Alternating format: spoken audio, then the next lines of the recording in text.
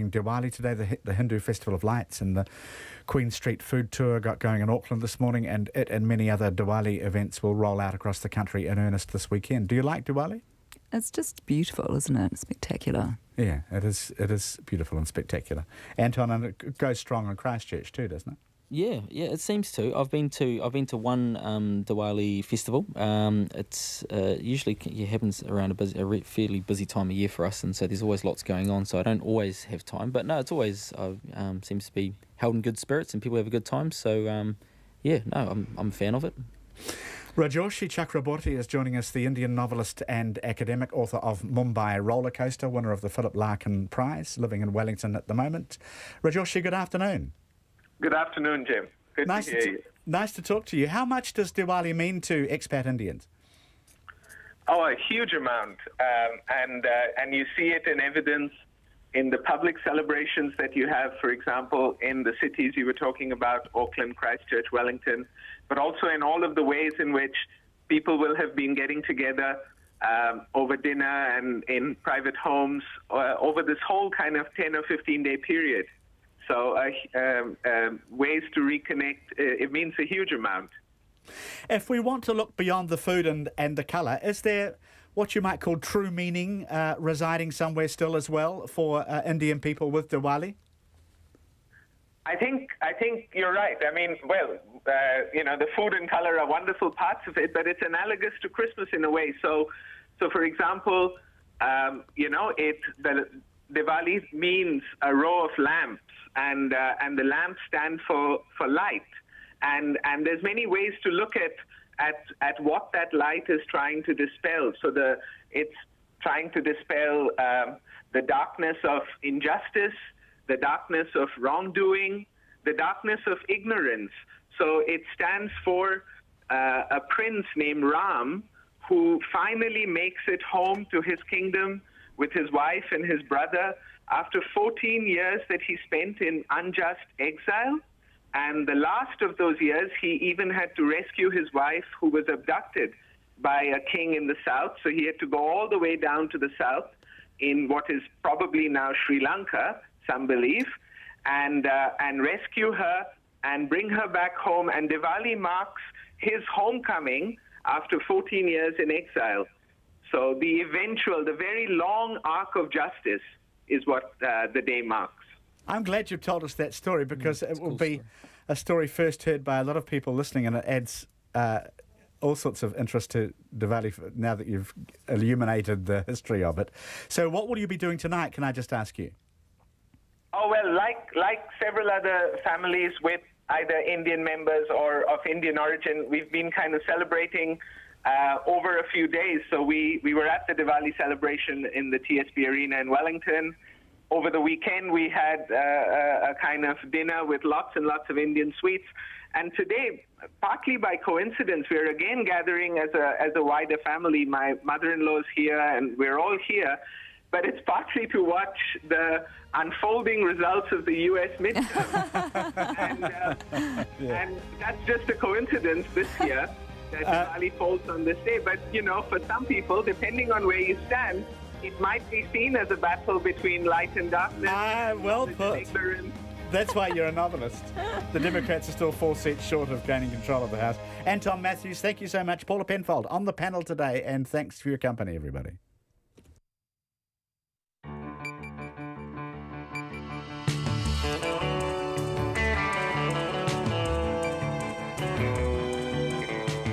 Kei te whakarongo mai koe ki te reo irirangi o Aotearoa. This is Checkpoint. I'm Lisa Owen.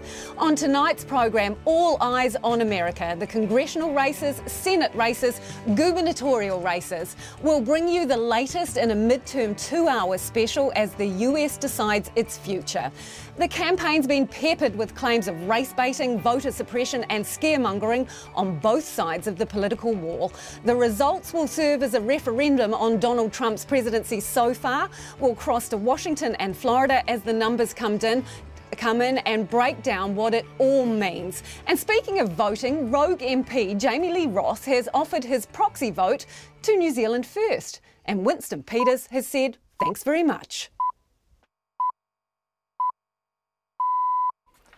RNZ News at 5. Kia ora, good afternoon. Ko Katrina Batanaho. Major American news networks are now projecting the Democrats will take control of the House of Representatives. They need 23 seats to win back the House. They've so far picked up at least 13 Republican-held seats, and although many races are still too close to call, they're expected to win what they need. A Democrat win of the House will block the President Donald Trump's policy agenda and likely launch congressional investigations into his administration. The Democrat leader of the House, Nancy Pelosi, says indications are that Democrats have voted in large numbers. I feel confident that we will win. It's just a question of what the size of the victory is. Now, when people ask me, is it a wave or a tsunami? I said all of those are drops of water, and it will be many drops of water. How many? A victory. How many more? A wave. How many more? A tsunami. Nancy Pelosi. In the Senate, where a third of the seats are up for grabs, the Republicans are predicted to hang on easily. In some tight races, the former presidential candidate Ted Cruz has hung on to his Senate seat in Texas against Beto O'Rourke. There have been a number of firsts. Colorado Democrat Jared Polis has become the first openly gay man to become a governor.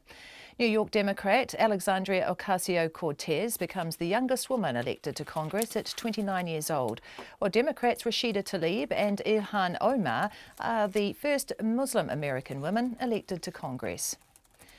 An amateur boxer injured in a charity boxing match in Christchurch has died. Kane Parsons, who's 37, has been in intensive care since the Fight for Christchurch bout on Saturday night. Rachel Graham has more.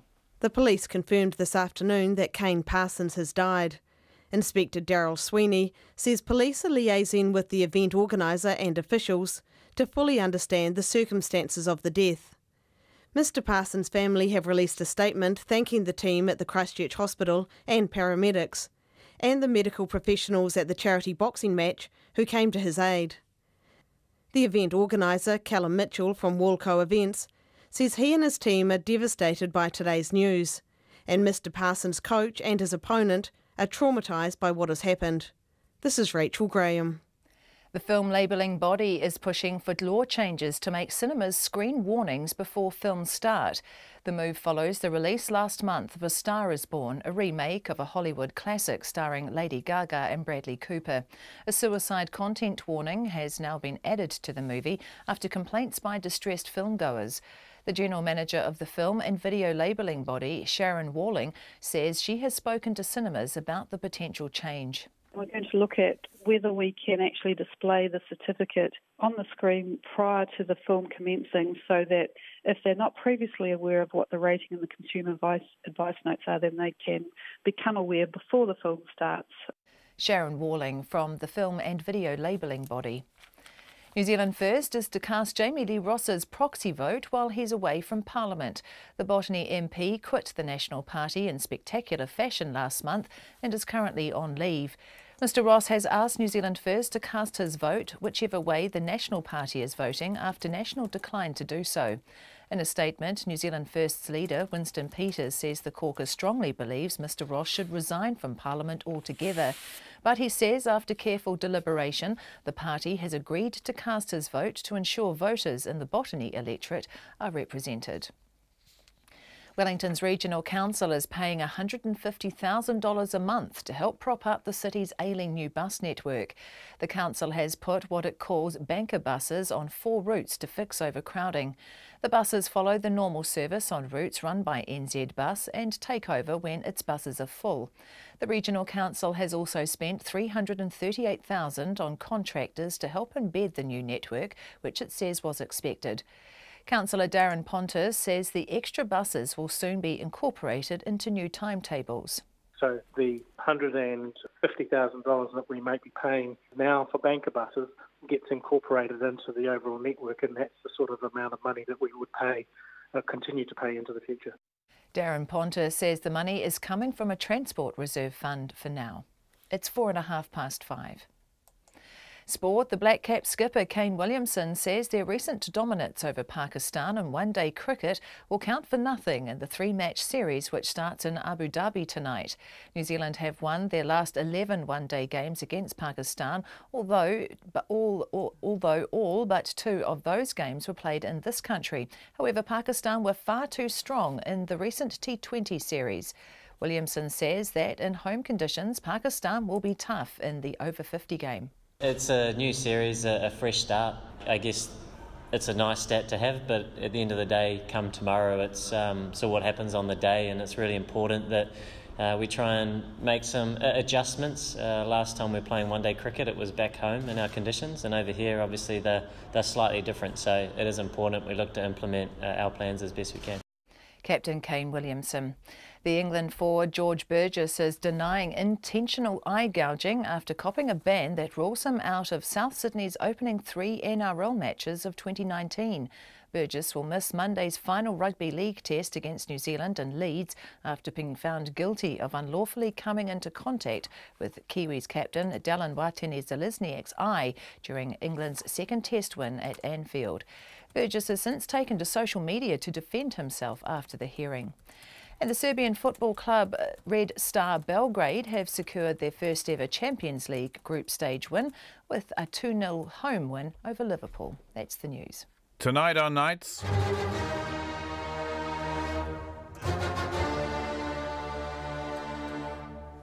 Simon Morris is at the movies. There's a window on the world of solitude, and Mark Wigglesworth talks about the craft of the orchestral conductor.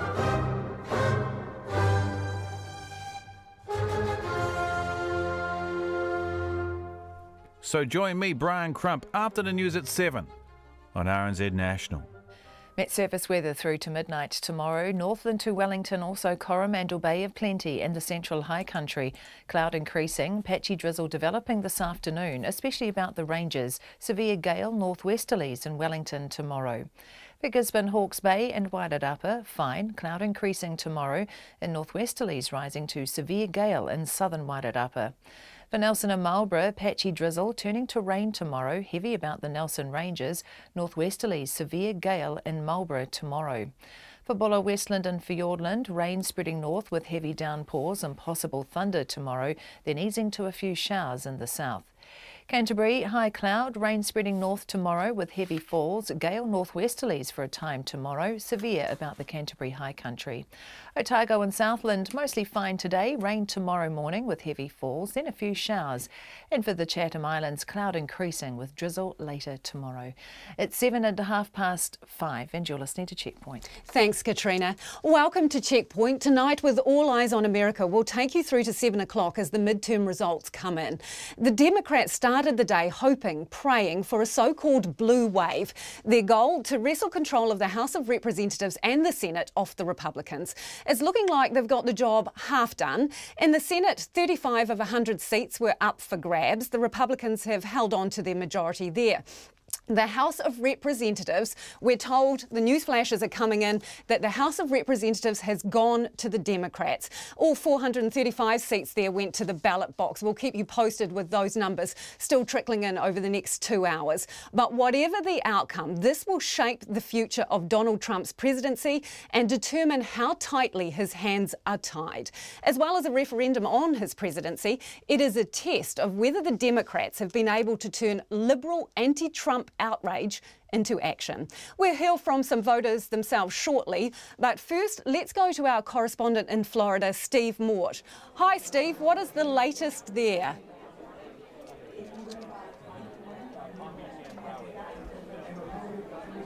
Well, the latest here in Florida is a different bag from what we're seeing nationally. What we've seen, of course, is the Democrats take control of the U.S. House of Representatives, but as you'll see at this Democratic Watch Party behind me, it's a somewhat subdued crowd, and the reason for that is that Democrats in this state do not seem to be doing as well.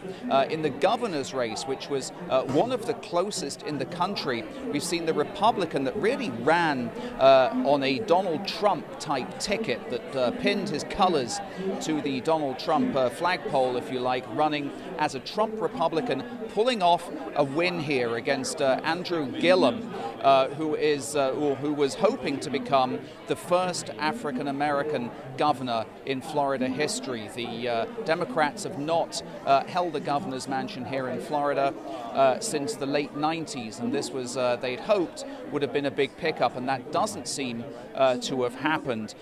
We also have another very close race for U.S. Senate, where we see the current governor of Florida, Rick Scott, in a neck-and-neck battle with the Democratic incumbent, Bill Nelson. There has been no concession in that race yet. In fact, we've heard the campaign for Bill Nelson saying that there have been some problems with vote counting in Palm Beach County, which is a county that leans towards the Democratic side. 7 precincts, apparently, where machines have failed to report their results, and those results are being taken to the supervisor of elections by thumb drive, say the campaign. They're also disputing the count in another precinct in Palm Beach County, saying that they do not think that there should be 100,000 additional votes going towards Rick Scott, that in fact one of the US networks has declared. So it's neck and neck when it comes to both races, and once again Florida is living up to its reputation as a bellwether state. Yeah, and Steve, that is interesting, the controversy over the votes there, because Florida has been tangled up in legal action before, hasn't it?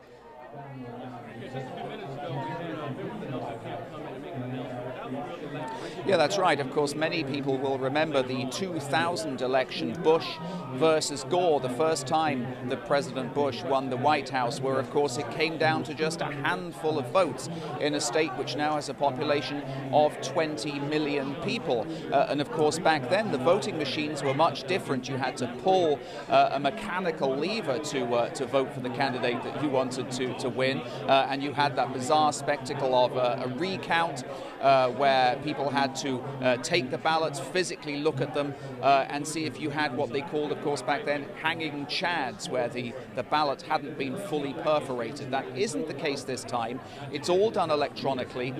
You check the box, if you like, on a paper ballot, but then that is fed into a machine, and the machine will count it for you. There's no way for the person who's cast a ballot to determine whether the machine has read it correctly, but you can see whether your vote has been counted. So there is no manual hand count here in Florida now. That's all done by computer, which is why you get results pretty quickly. One thing we can say for certain, though, is those results are very, very close. The other thing about this state is obviously it supported Trump in the 2016 election, but 2 times prior to that, it was all for Obama. So what should we read into the results so far today?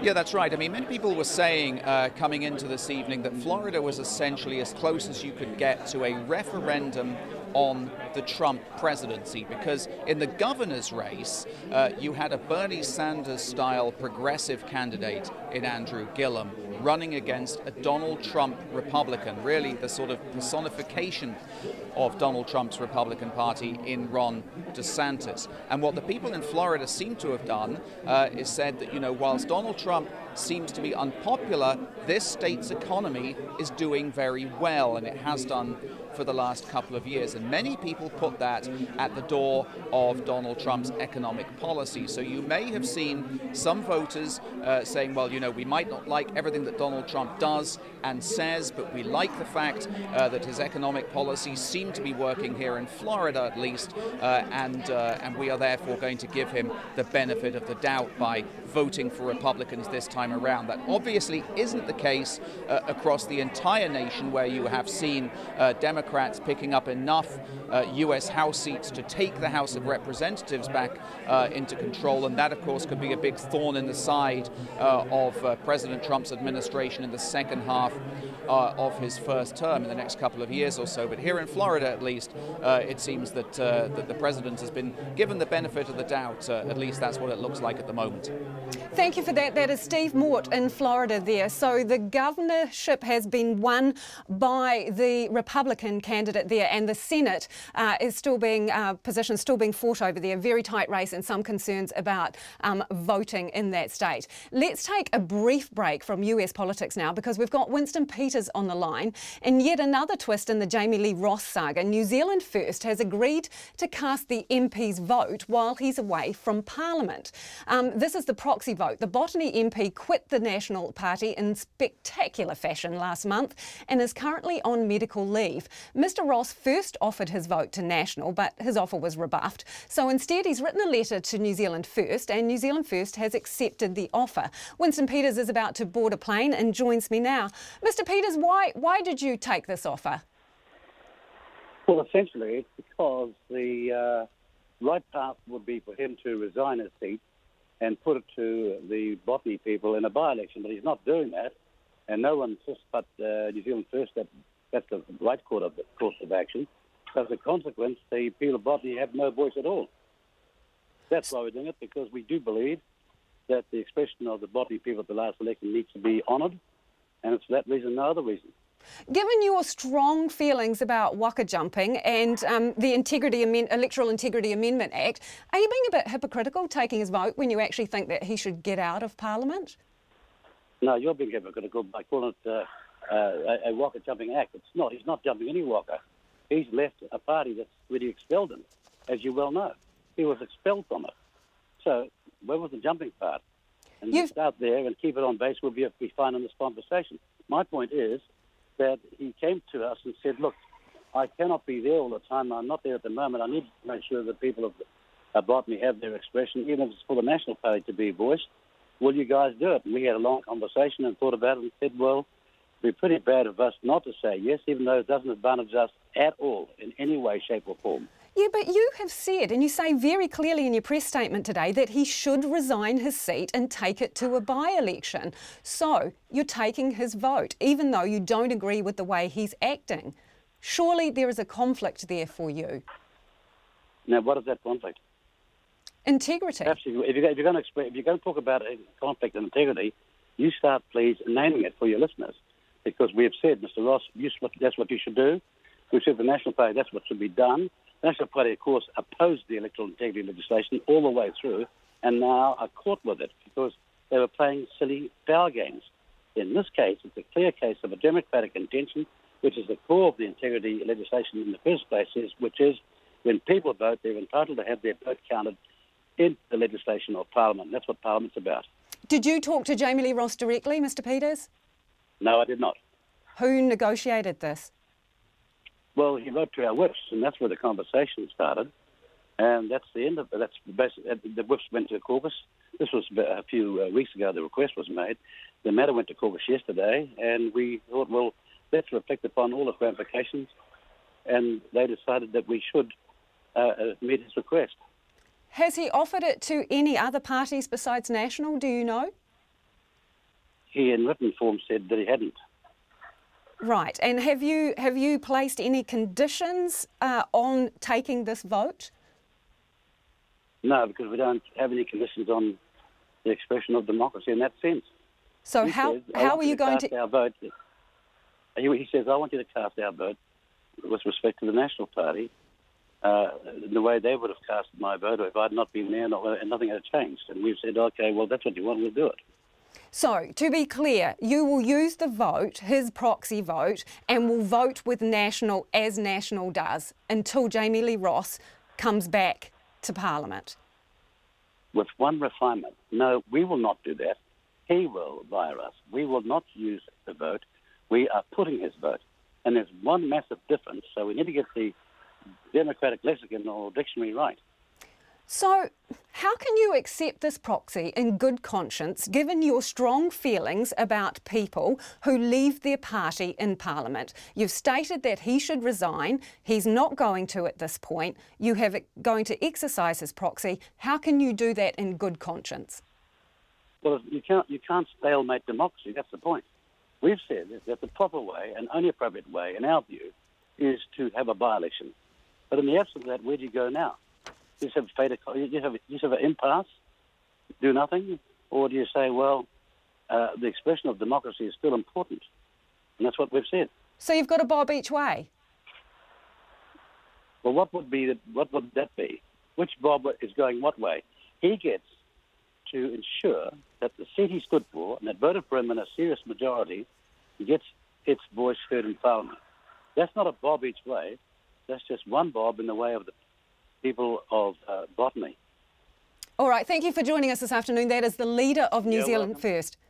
Appreciate your time. Winston Peters, New Zealand First has accepted Jamie Lee Ross's offer of the proxy vote temporarily. Winston Peters there saying it will be exercised. They will vote along with National until Jamie Lee Ross is back in Parliament so that the people of Botany are represented. Let's return now to the US, where if you're joining us, there are reports that the Democrats will take the House and Republicans will hold on to the Senate. Coming up in the show, we'll speak to our correspondent in Washington, Kristen Holmes, and also to Harry Horton there. But first, let's hear from the voters themselves.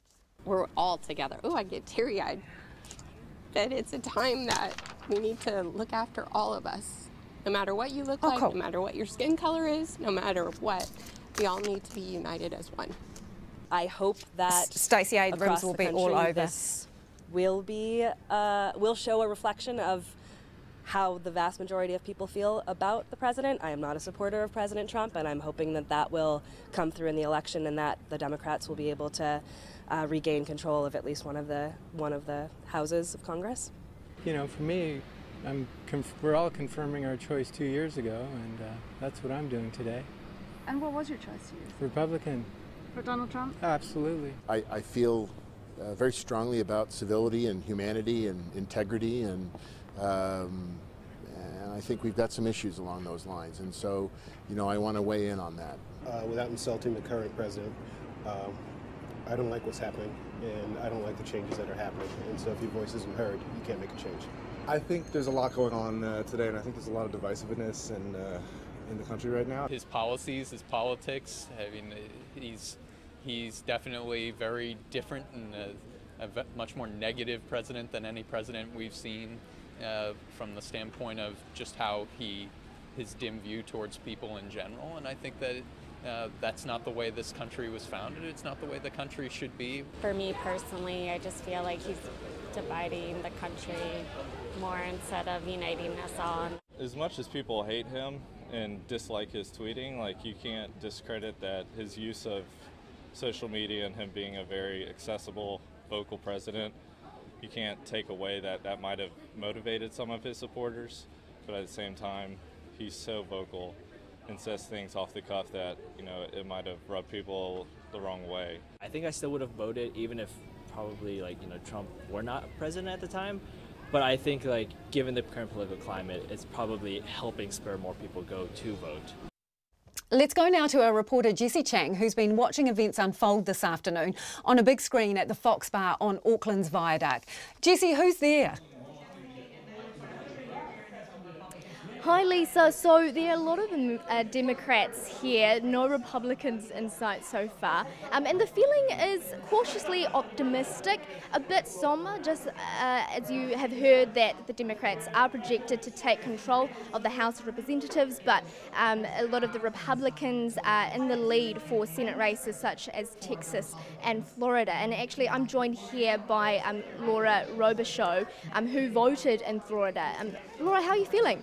I am really excited that the Fourth Amendment got passed in Florida, which allows nonviolent felons to vote, restoring voting rights to more than 1 million Floridians. So I think that that's really positive. I think it's really positive that we've got control of the House and have some really charismatic, inspiring new representatives.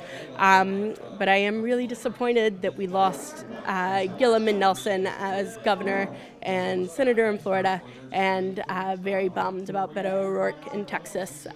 But we'll just have to look ahead till 2020. Yeah, because Gillum, if he won the governor race, was going to be the first black African-American governor in Florida. Yeah. So Gillum, if he would have won, would have been the first African-American governor of Florida. And he was polling ahead at like 8 percentage points going in. So we're pretty gutted that he didn't pull through. He's brilliant. He, is hardworking. And I think he's probably got a bright future regardless. Did you think the Democrats could take control of the House of Representatives? Yeah. You know, it's fairly standard during these midterm elections that the opposing party gains seats in the House. That nearly always happens. So we felt pretty confident that that would happen. We are seeing a slightly stronger blue wave in the House than we were expecting, which is great. But whether we've got a majority just barely or a majority of an extra 10 doesn't make that much of a difference, unfortunately. Yeah, because I mean, that was going to be my next question. So will the Democrats holding the House of Representatives actually make a big difference in terms of law changes and things like that? So the two things that we'll be able to do, we'll be able to kind of stop bad legislation, and we'll be able to start investigations, which is fantastic. But whenever it comes down to confirming judges, that's within the Senate's power, or confirming presidential appointees. So those are two big things that could serve as a check on the president and a check on executive power that we won't have. But I guess we have to take the wins where we can get them and focus on being able to, for example, stop any sort of repeal of the Affordable Health Care Act and do what we can to ensure that Americans retain as much health care as we can. And you were just in America as well, just 3 weeks ago. What has the general feeling been like in terms of Democrats and Republicans? You know, it's really contentious. It's interesting. I've talked to so many friends who are just kind of devastated because they talk to their friends or their family and they see that maybe their friends and family are racist, or are just kind of putting personal gain, perhaps tax cuts or something like that, over public good, such as promoting education, promoting healthcare. And so, you know, in the circles that I run in, you've got lots of really disappointed people. Then in circles that I run in within oil and gas in Texas, or my family in Louisiana, they're loving it. So it's a divided country, I think. Thank you. That was Laura Robichaud talking to me. Back to you, Lisa. Thanks, Jessie. Let's go to Georgia now, where there's a really interesting gubernatorial race going on there. Stacey Abrams is the Democratic candidate, and she's vying to become America's first African-American female governor. Abrams is a lawyer and a novelist, and she spent today touring the state, making a final push for votes. The 44-year-old is pitted against 55-year-old Republican Brian Kemp. Kira Lerner is a political reporter for American political news site Think Progress and is at Stacey Abrams' election night watch party. Kira, what is the atmosphere there? Because Stacey Abrams has probably not been tracking as well as they would like, I would think. She has not. I would say that the mood here is a little bit somber, but people are still waiting for results to come in. Nothing has been called yet here in Georgia, so people are still holding out hope. The TVs are on and they're watching the news as races are called in other states. So it's a mixture of some cheers for some good news for Democrats we're seeing tonight, a lot of boos. Andrew Gillum is conceding in Florida, and that race was supposed to look much like Georgia's gubernatorial race. So I think people are just holding out hope and hoping that Abrams can pull through some votes in the Atlanta area while those are counted in the next hour or so.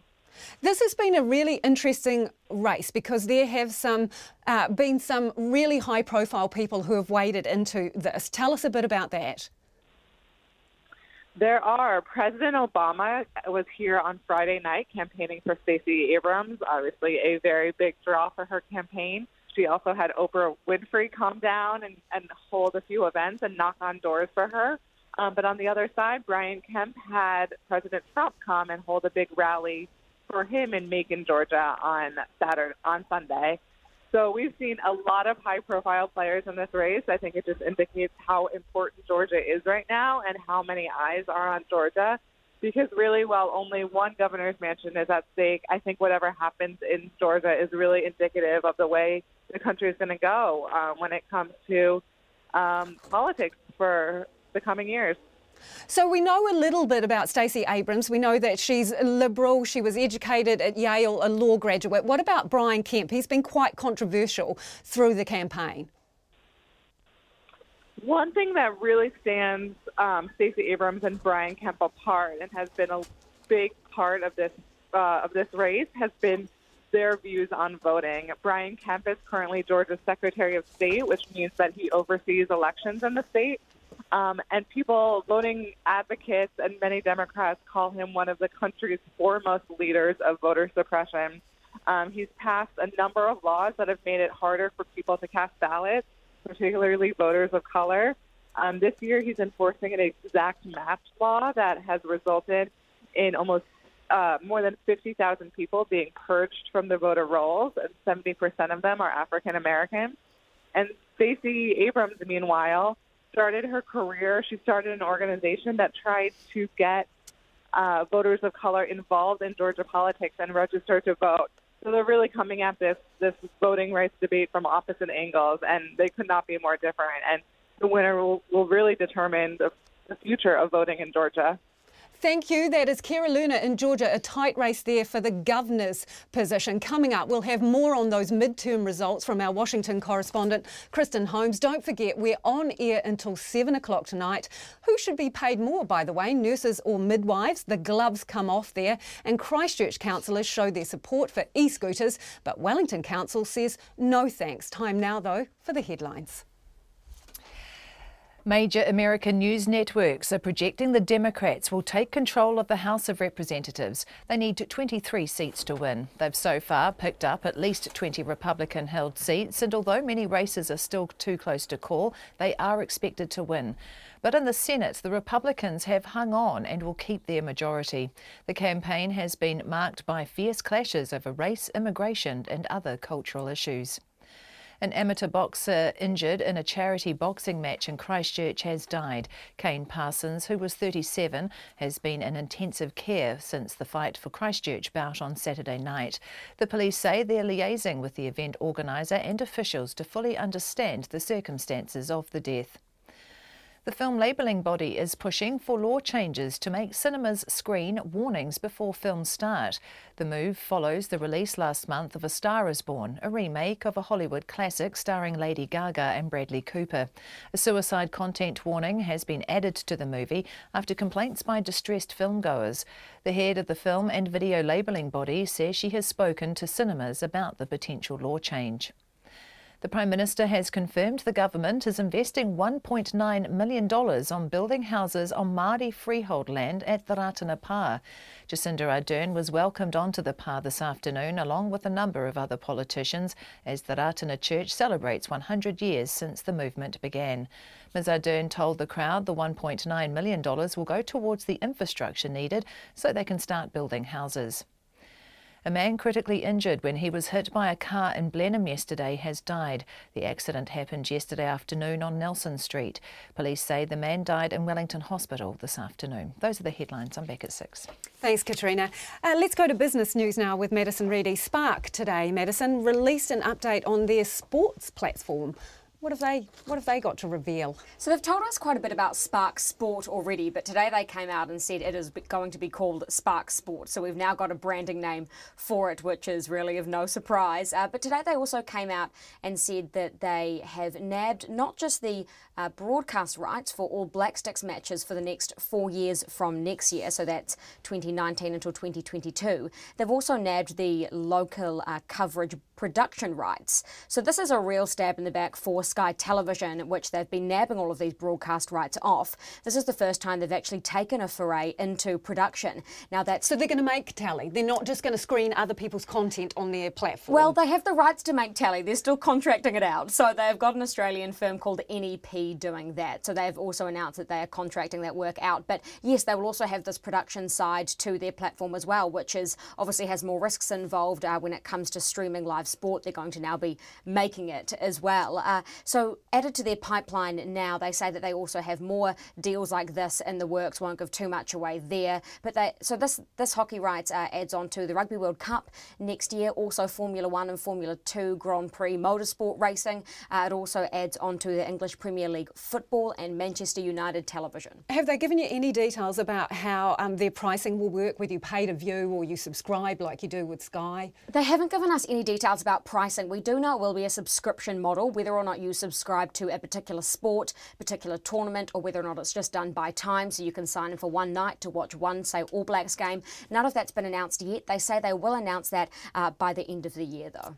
Okay, so they have launched with a name, Spark Sport. But what about that name? Is there some controversy around it? There is some controversy around that. They haven't actually secured the trademark for that name. So they applied through their lawyers, their IP lawyers. They applied for that trademark back in August when they announced they were going to do the sports streaming service. So they've applied for the names Spark Sports and Spark Sport. But that's still going through an approval process. They were also very controversially in the Auckland High Court yesterday in a closed-door hearing with a business consulting firm, which you wouldn't think would necessarily be tied to this, but it is. So that business consulting firm has the domain name rights to www.sparksport.co.nz. So I put all of that to the Chief Financial Officer of Spark today. His name's David Chalmers, and listen to what he had to say. It's a pretty straightforward name. We went through a lot of different options and a lot of sort of exotic name combinations, but we think this is the best one that will tell people pretty quickly what the service is and what it does. Did you have to fight for it? Fight for the name? No. You were in court, though, yesterday against Why Not Management, and they have the rights to the internet domain name sparksport.co.nz. So why were you in court with them yesterday? Yeah, I won't comment on court proceedings while they're underway, other than to say we're very confident in our ability to use the Spark Sport name. Discussions around a domain name are different to the name itself, so we'll just let that play out. Have you received the approval for the trademark name Spark Sport yet? Again, I don't want to comment on anything there to do with that legal case. But it wasn't approved yesterday. This isn't necessarily a legal case. This is just Spark applying for the trademark of the name. Have you had it secured? Yeah, again, I don't want to get into that one, given that the matter around the domain and the names are before the court. So I think we'll wait until that's clear, which we hope it will be soon, and then we'll be able to give you more information on that. You obviously have quite a large amount of confidence in it, though, even though those court proceedings are going on, because you've come out today saying that it's being called Spark Sport. Correct. No, we do. That's Spark's Chief Financial Officer, David Chalmers. And quickly, the markets before we go? Yeah, those unemployment figures drove the dollar up today, so that's currently buying at 67.7 US cents, a 3-month high, 93.2 to the Australian and 51.5 British pence. The NZX Top 50 index closed up about 0.5%, so that's up 38% to close at 8,855 points tonight. Thanks, Madison. And if you are just joining us tonight, American networks are projecting that the Democrats will take control of the House of Representatives. They need 23 seats to win, and they've so far picked up at least 13 Republican-held seats. Let's go back to Washington now and CNN reporter Kristen Holmes. Hi, Kristen. So if the Democrats do take the House, the Senate remains with the Republicans. What does that mean? Gridlock? It means absolutely impossible to get anything through. Democrats are going to make it very hard on Republicans. This is something they've been waiting for. The other thing it means is a lot of investigations and a lot of hearings. We are already hearing from Democratic members of Congress, Democratic members in the House, who are slated to be in charge of various committees, saying that they'll be investigating President Trump from everything from his taxes to his immigration policy to gun safety law. The ink is not even dry yet on the fact that Democrats have won the House. So it's very interesting to see, because you're going to have a lot of chaos in Washington. And President Trump, we know he's already been frustrated with Congress. This is only going to make it worse. It's only a job half done from their point of view, though, isn't it? Because the Senate obviously remains with the Republicans. So what should we read into this in terms of a referendum on Trump's presidency?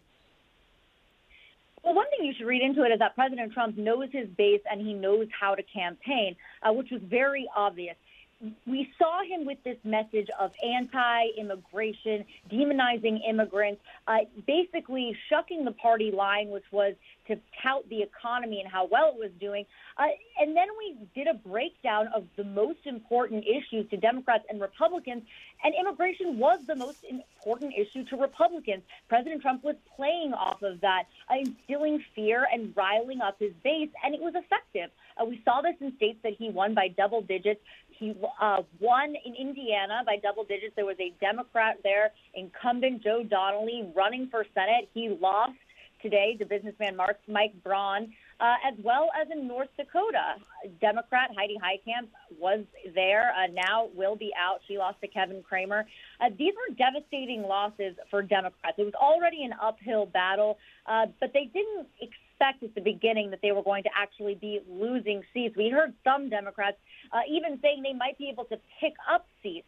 It didn't seem realistic, but I don't think that they thought they were going to lose this many seats. But it goes to show you that President Trump's unconventional way of campaigning is effective, particularly when it comes to areas where he's popular. And just to give you a little bit of insight here, looking at the early breakdown of the race in Indiana, Joe Donnelly, the Democrat, where he lost voters was among white men without a college education, making about less than $50,000 a year.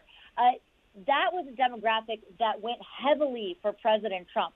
Now, when you look at the House demographic and you break down these races that are going Democratic that were held by Republicans, you are seeing essentially the complete opposite. The voting is younger. It is women. You're seeing a lot of suburban voters all going Democratic. So it's showing you kind of the breakdown in the country here.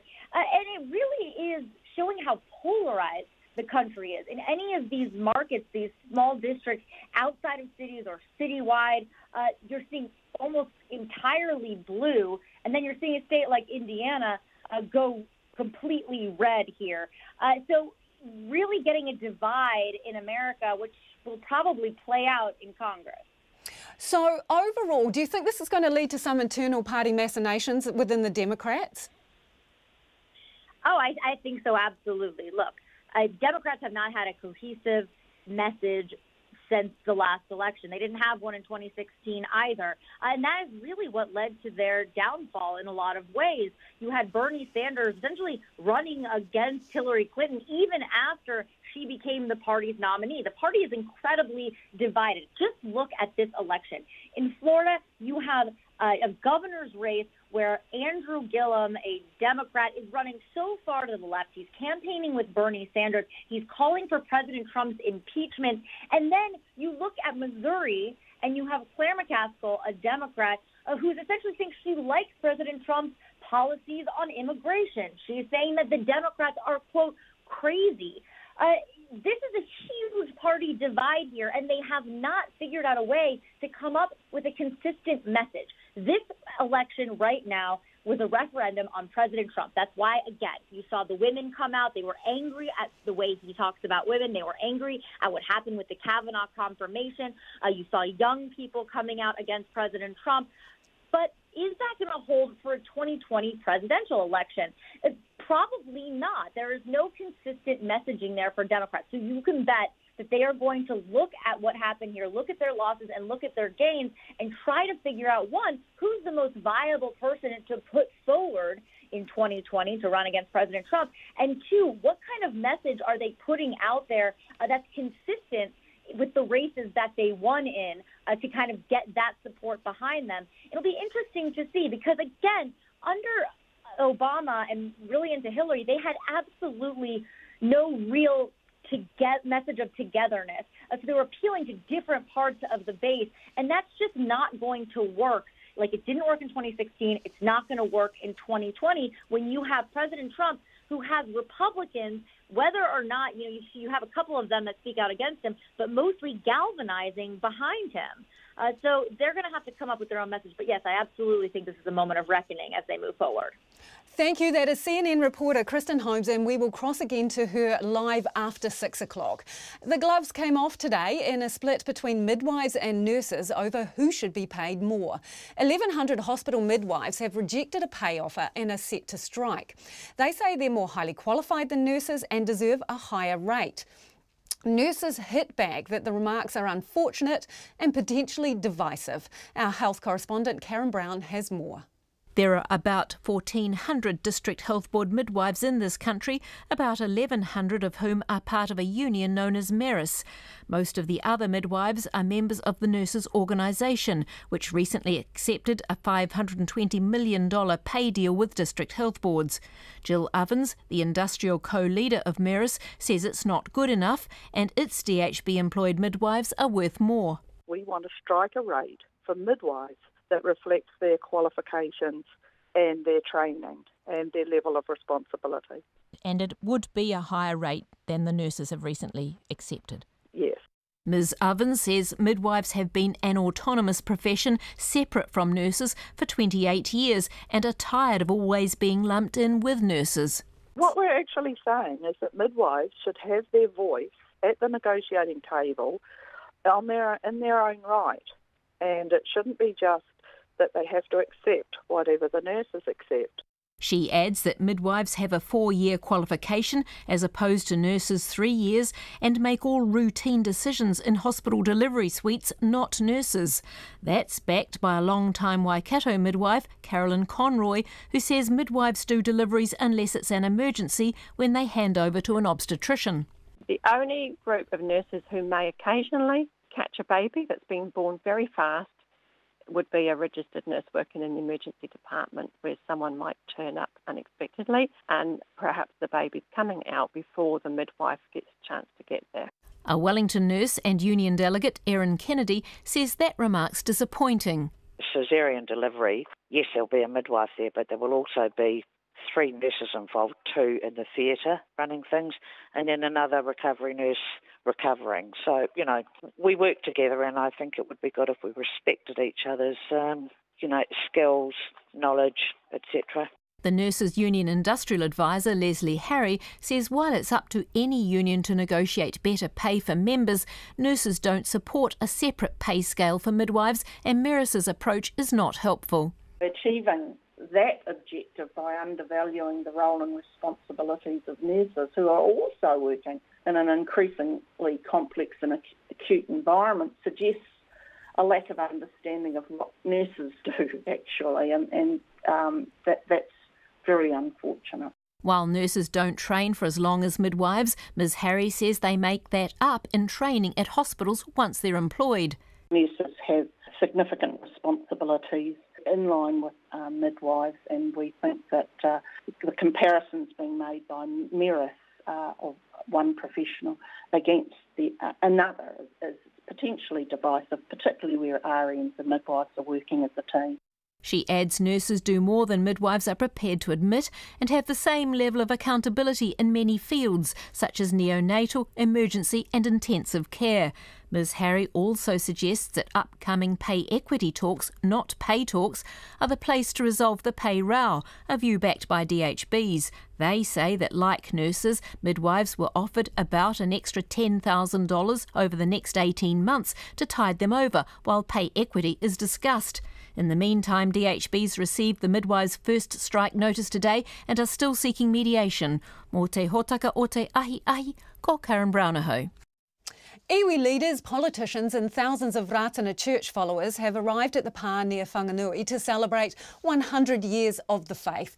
Tomorrow, November the 8th, marks 100 years since the church's prophet, Tahu Pōtiki Wiremu Ratana, saw the vision which started the Ratana Church. RNZ has a team there, including our Māori News correspondent, Lee Marama McLaughlin. The Prime Minister has spoken this afternoon. Lee Marama, tell us, she gave gifts. What were they? Kia ora, Lisa. Yes, well, the Prime Minister's pohiri onto the marae here Ratana Pā is not long just wrapped up. She was draped in a korowai when the haukainga brought her over to their side. That's the only place that she is allowed to speak when she is on the marae. And you're right. For a bit of context, I kind of want to go back into the past a bit to talk about how these 4 gifts make sense. So, Tahu Pōtiki Wiremu Ratana, back in 1936, he met with the then Prime Minister, Michael Savage, and he gave him 4 gifts. They were a kumara, a piece of pounamu, a huia feather and a broken watch. And that was really symbolic of the fact that Māori at the time were in poverty, and it was a real bid to sort of work towards strengthening mana Māori. And then so today we saw the Prime Minister get up and reciprocate that and give her own 4 gifts back to the people of Ratana. The first one was an announcement that she'd made earlier today of a $1.9 million government investment into a papakainga housing development here. So that money will go towards improving infrastructure so that they can build 26 houses at the pā here. The second gift was a Bible, and she talked about how that symbolised the shared values, the shared Christian values that she held with the Ratana people. Lee sorry to interrupt, that gift of the Bible, that was very personal, wasn't it? Because it was her own copy. Absolutely, and you could feel the mana radiate across the marae when that happened. You know, there was a real sense of unity, and for Māori, you know, connections and relationships are big things. And so, you know, her doing that, her own personal Bible, and then moving on to a copy of the Treaty of Waitangi, you know, everyone was quite fixated on her speech.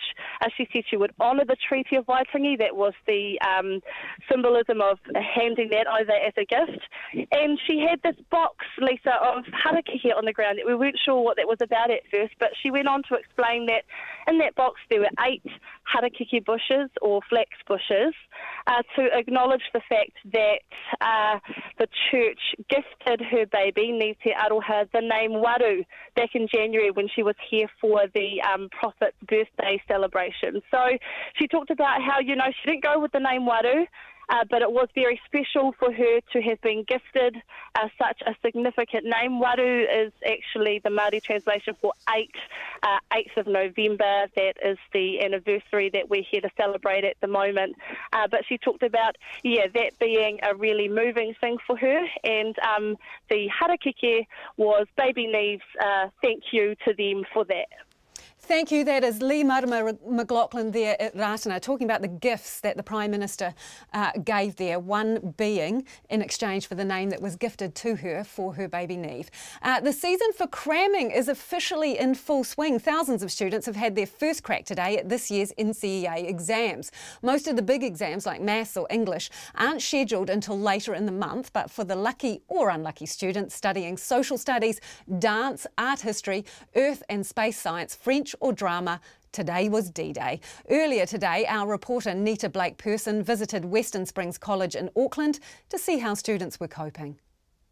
I filled in all the pages, but I've sort of got big handwriting, so I'm not sure. I was doing a philosophy exam, and it was about how cultures change, and specifically Pacific Island culture. Brodie Dye filed into Western Springs exam hall this morning for his first ever NCEA exam. The Year 11 student was one of 4,553 students sitting exams today. In total, more than 140,000 high school students will sit 120 exams between now and November the 30th. Brodie says he's studying every day, but there's always room for more. I usually go to the library and study for maybe 2-3 hours a day. Oh, probably more like 2, but I know I should probably do more. Brodie's classmate Luella Irvine's exams are spread out across the next 2.5 weeks. Well, this one's the first day of exams. I also have one on the last possible day, so it's quite a range. I don't know if it's a good thing or a bad thing. She's trying to study hard each day, but says that's not always easy. I'm a pretty big, what's it called?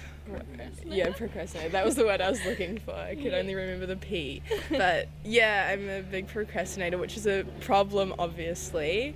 Trying to work on that, trying to get that study done. So hopefully it'll be an intense study weekend. Today's philosophy exam wasn't too stressful. Luella says she's more worried about her English exam next week. When I walked in, I was like, it's just philosophy. Mr. King said it's really hard to fail, so I wasn't too worried. But then the lady comes out with a microphone and she's spouting off all the intense rules, and it got a little stressful then. NCEA exams arrived today alongside the sunshine and warm temperatures sweeping much of the country. Takapuna Grammar student Millie has been studying at the local library and says the end of exams feels very far away now summer has arrived. I would much rather be outside enjoying the sun. but I can't. This year there'll be about 18,000 online exam entries across a range of subjects, including for the first time Level 3 English, Media Studies and Classical Studies. After exams wrap up at the end of November, students will have a couple of months to recover and recuperate before results are announced in the middle of January. Mō te hōtaka o te ahiahi nei, ko Nita Blakeperson, aho. Gender inequality in sport has been a hot topic this year, which has prompted the argument of why men aren't allowed to participate in international netball. For 35 years, men have competed in netball, and recently the New Zealand men's and mixed teams participated in the annual Trans-Tasman Cup in Adelaide against Australia. It received 130,000 live stream viewers. Under the hashtag #ThisIsOurTime, the men's netball community are calling for the International Netball Federation to reconsider its stance on reserving professional netball for women only. Sports reporter Ravinda Hunia with this report.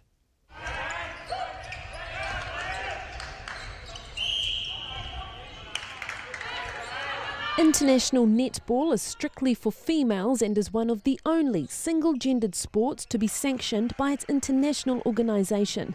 But it's not due to a lack of male participation nor male interest.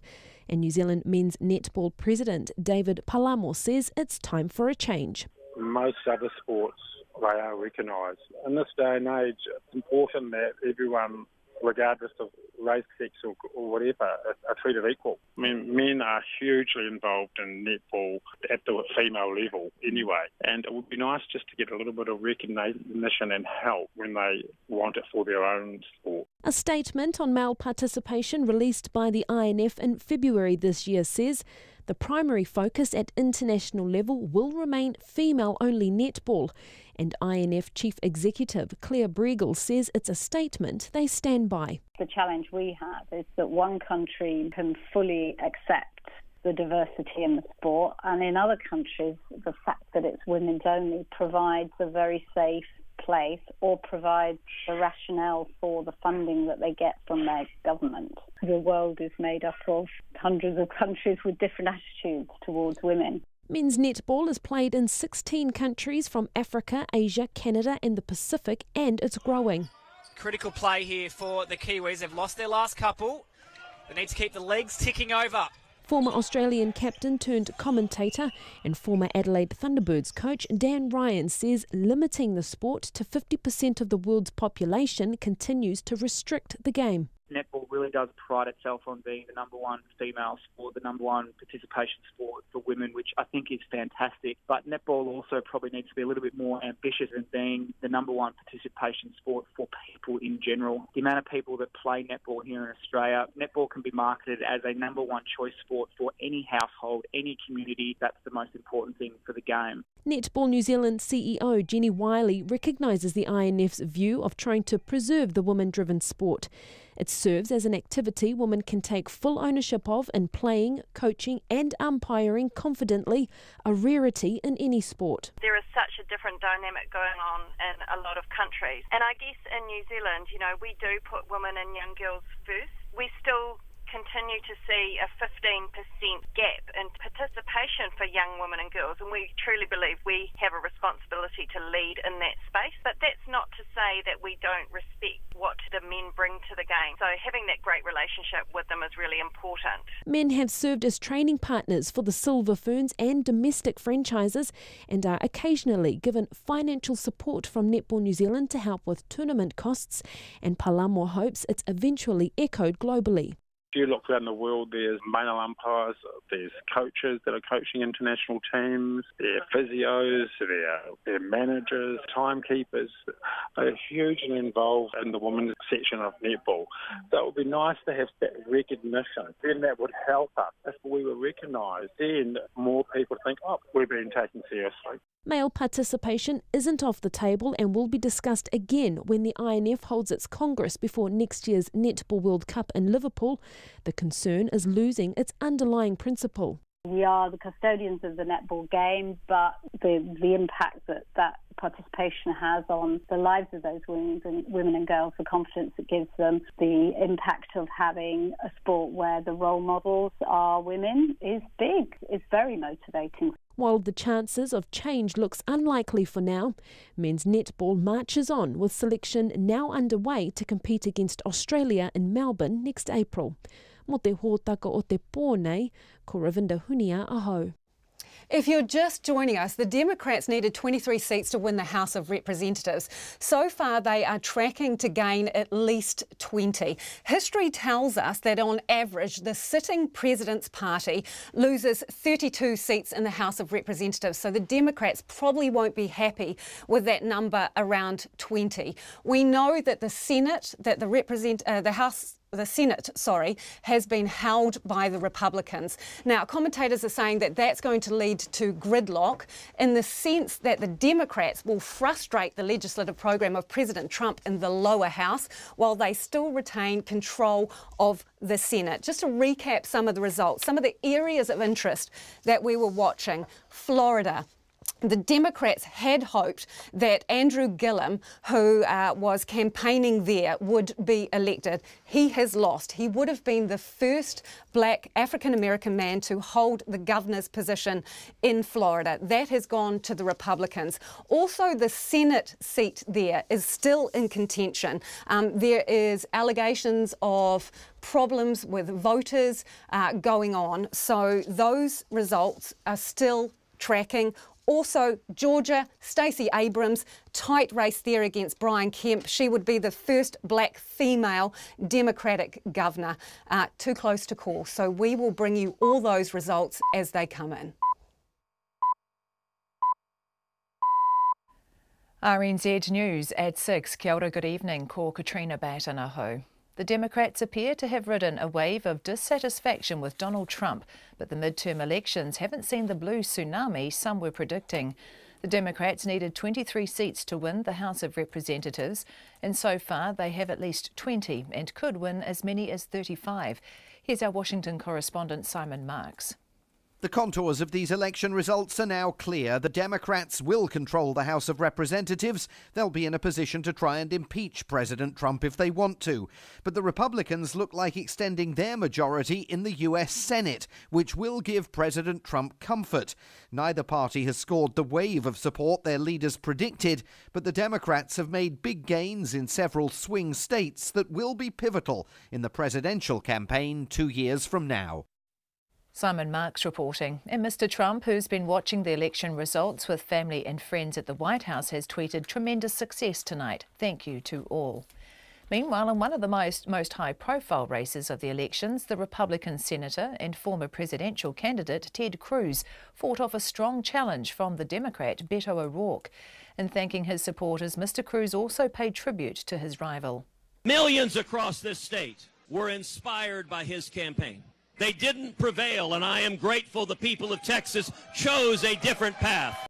Ted Cruz. Voter turnout, which is normally lower when the presidency is not at stake, could be the highest for a midterm election in half a century.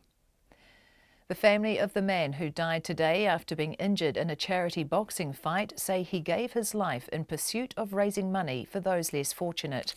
Kane Parsons, who was 37, had been in intensive care since the Fight for Christchurch bout on Saturday night. He succumbed to a brain injury. In a statement, Mr. Parsons' family said they wanted to thank Christchurch hospital staff and paramedics and the many medical professionals at the boxing who came to help. Mr. Parsons is survived by his wife and 3 children. His death has been referred to the coroner. Inspector Daryl Sweeney says police are liaising with the event organiser and officials to fully understand what happened. The boxing event organiser, Callum Mitchell from Wellco Events, says he and his team are devastated, and Mr. Parsons' coach and his opponent are traumatised by what has happened. New Zealand First has agreed to cast Jamie Lee Ross's proxy vote while he's away from Parliament. The Botany MP is currently on medical leave after quitting the National Party last month. The New Zealand First leader, Winston Peters, says his caucus believes Mr. Ross should resign from Parliament altogether. However, he says that after careful deliberation, the party has agreed to use Mr. Ross's vote to ensure Botany voters are represented. No, we're not there to kick the National Party, but we are there to say to the people of Botany, well, if it comes down to that, you deserve to have your voice heard. Winston Peters says the MP's decision was unanimous. Downtown Auckland appears to be serving as a basin for air pollution, including high levels of potentially deadly black carbon. Air pollution rates have been falling in Auckland for a decade, but new council research indicates the trend has reversed, with levels of black carbon or soot far higher than major US and European cities. Researchers say the tiny particles can get into people's lungs and cause serious health problems. The increased pollution is being blamed on old diesel engines. Viv Beck, the chief executive of the Central City Business Association, Heart of the City, hopes the new figures will serve as a catalyst for change. I think it's very important that we get under the skin of it very quickly and see what we can do quickly to address this reversal of what had been a trend in the right direction. Viv Beck from Heart of the City. The people of Ratana have been gifted a Bible, a harakeke plant and a copy of the Treaty of Waitangi by the Prime Minister. Jacinda Ardern was welcomed onto the pa this afternoon, along with a number of other politicians, as the Ratana Church celebrates 100 years since the movement began. This is the first time Ms Ardern has returned to Ratana since the people here gifted her daughter the name Waru.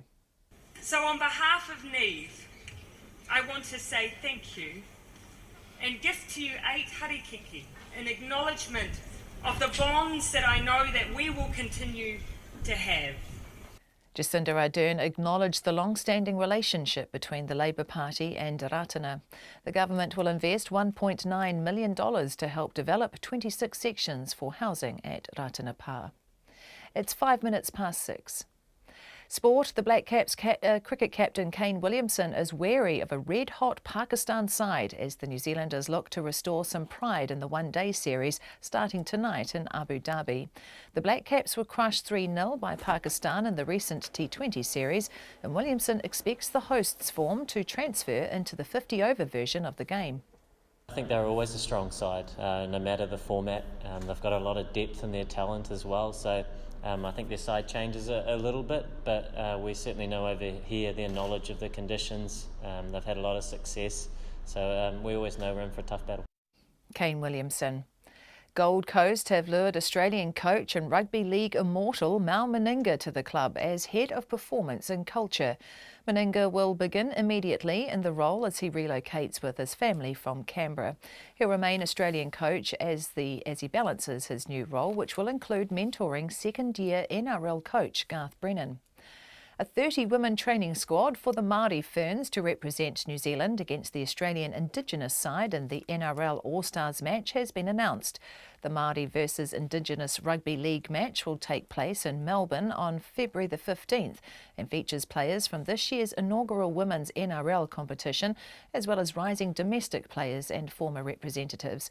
They'll play alongside their male counterparts, the Māori Kiwis, who will for the first time face the men's Australian Indigenous team. That's the news. Protests after a Melbourne Cup horse death. These horses are pushed way too far, way too often and way too young. MPs questioned over tax-funded travel. You can attack me on just about anything I've said, I guess, but the fact of the matter is that this particular trip was not about diplomacy. And intensity as America votes. Get them out of here, please. Get them out. Out. Go home to mommy. The latest news at home and abroad on Morning Report weekdays from 6. Then on 9 to noon, what have US voters decided in the midterm elections? And after 13 years since his runaway success in The Book Thief, Marcus Zuzak has a new book, Bridge of Clay. Join me, Catherine Ryan, on 9 to noon after Morning Report on RNZ National.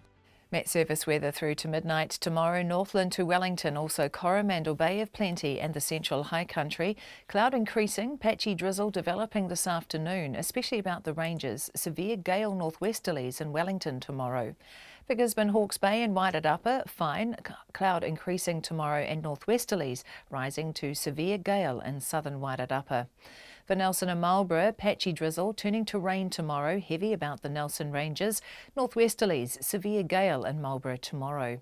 For Buller, Westland and Fiordland, rain spreading north with heavy downpours and possible thunder tomorrow, then easing to a few showers in the south. For Canterbury, high cloud. Rain spreading north tomorrow with heavy falls. Gale northwesterlies for a time tomorrow, severe about the Canterbury high country. Otago and Southland, mostly fine today. Rain tomorrow morning with heavy falls, then a few showers. And for the Chatham Islands, cloud increasing with drizzle later tomorrow. It's 6:08 and you're listening to Checkpoint. Thanks, Katrina. If you're just joining us, as those midterm results roll in from the US, we'll be with you right through until 7 p.m. tonight in this extended Checkpoint special. Democrats have ridden a wave of dissatisfaction with Donald Trump to win control of the US House of Representatives, where they'll seek to keep his agenda in check and open his administration to intense scrutiny. But 2 years after he won the White House, Mr. Trump and his fellow Republicans are set to maintain their majority in the US Senate, following a divisive campaign marked by fierce clashes over race, immigration and other cultural issues. Graham Acton reports. The pundits predicted what they called a blue wave to break across the US as Democrats voted in huge numbers to halt President Trump and his agenda. But with many votes still left to count, the Democrats appear to have fallen short. Latest predictions are that they will control the House of Representatives, but the Republicans will stay in the majority in the Senate. The expected new Speaker of the Democrat-controlled House is Nancy Pelosi, and she appeared to offer an olive branch to the Republicans. When Democrats win, and we will win tonight,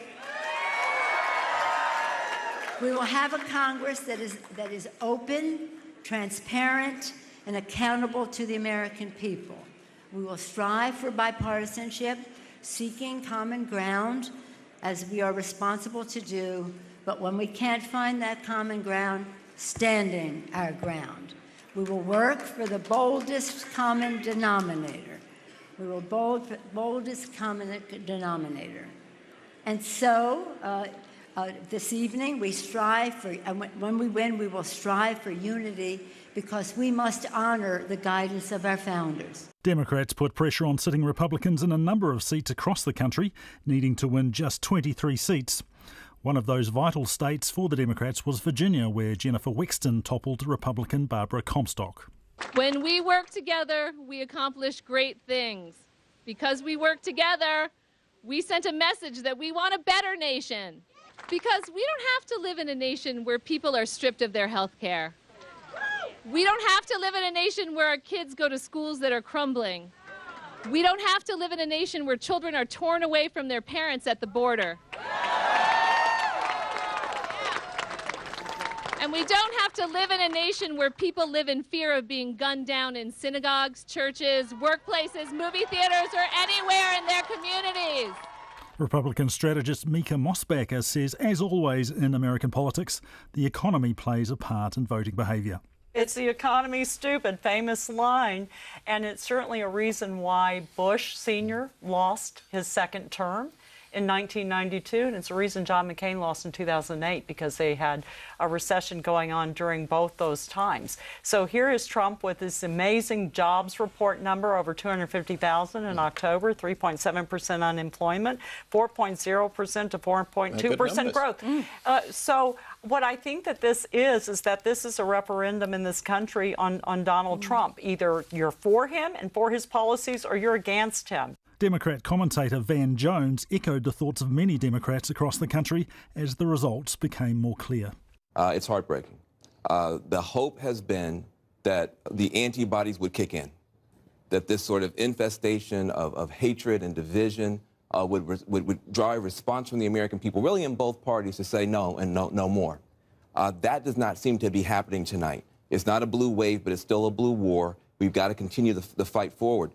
But I think that sense of helplessness that has really fueled a lot of this outrage and outpouring from Democrats may still be there tomorrow, even if we have the House. Despite the lack of a comprehensive victory, the Democrats' control of the House will put a major spanner in the works of the Trump administration. Mr. Trump will face new and increased investigations into his activities, a move to release his tax records, and perhaps another look at the controversial appointment of Judge Kavanaugh to the Supreme Court. The Democrats are also likely to move ahead with funding to improve America's crumbling infrastructure and a review of the way drug prices are set. And for the Republicans, White House Press Secretary Sarah Sanders has this message for the Democrats, direct from the White House. Look, we have a president that's willing to work across the aisle to get things done. We feel good about where we are in the Senate, but if Democrats take the House, they shouldn't waste time investigating.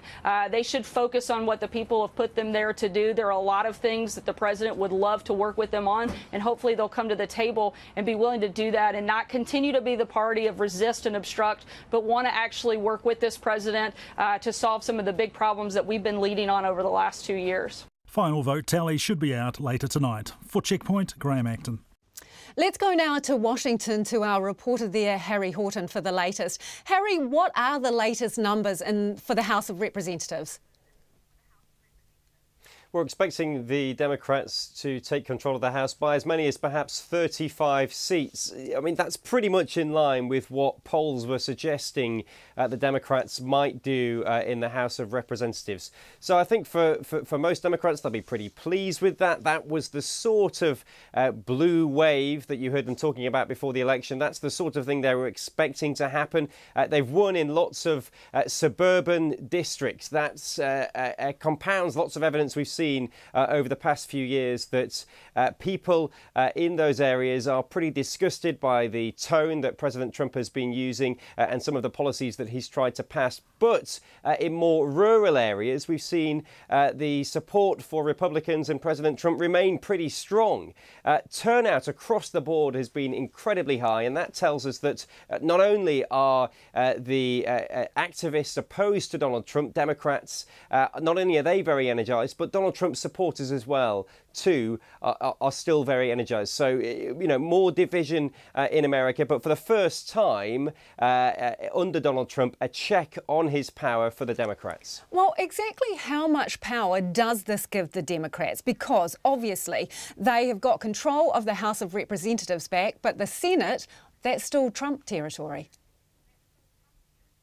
Yeah, you're right. But look, the fact that they've got a majority in the House, you only need a majority of one in the House of Representatives to control all the committees there. That gives you investigative power to look into all sorts of things going on in the Trump administration. So the Democrats, for example, were expecting to look into Donald Trump's tax returns, to perhaps look into some of the business dealings of members of his cabinet. All that is going to entangle the Trump administration into all these investigations. That will bog down their agenda both domestically and internationally. It's going to make life a lot more difficult for President Trump over the next 2 years. Yes, they have managed to increase their majority in the Senate. They can still get some very minor things done, but the fact that the Democrats control one chamber of Congress means that they can essentially block any legislation of his that they want to, and as I say, ensnare the White House in all sorts of investigations.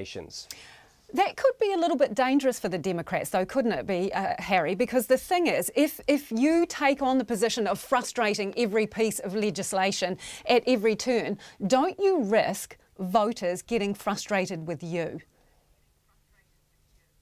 Yeah, absolutely, and that's a risk for the Democrats, and I think it's something that many Democratic strategists have been pointing out, warning Democrats before the election not to make a big deal about the fact that they were going to open up all these investigations. I think those warnings will continue, and I think, look, as Democrats kind of pull apart these results of the past few hours and they try and analyse what exactly they mean, so too that will inform their strategy going forward over the next 2 years, how they campaign, what sort of policies they focus on, because of course in just a few days' time we'll stop talking about these midterms and all the focus already will turn to the 2020 presidential election, and that really now is the key challenge for Democrats. They've won back some power tonight in Washington, but how do they expand that? How do they make a real impact in the presidential election going forward?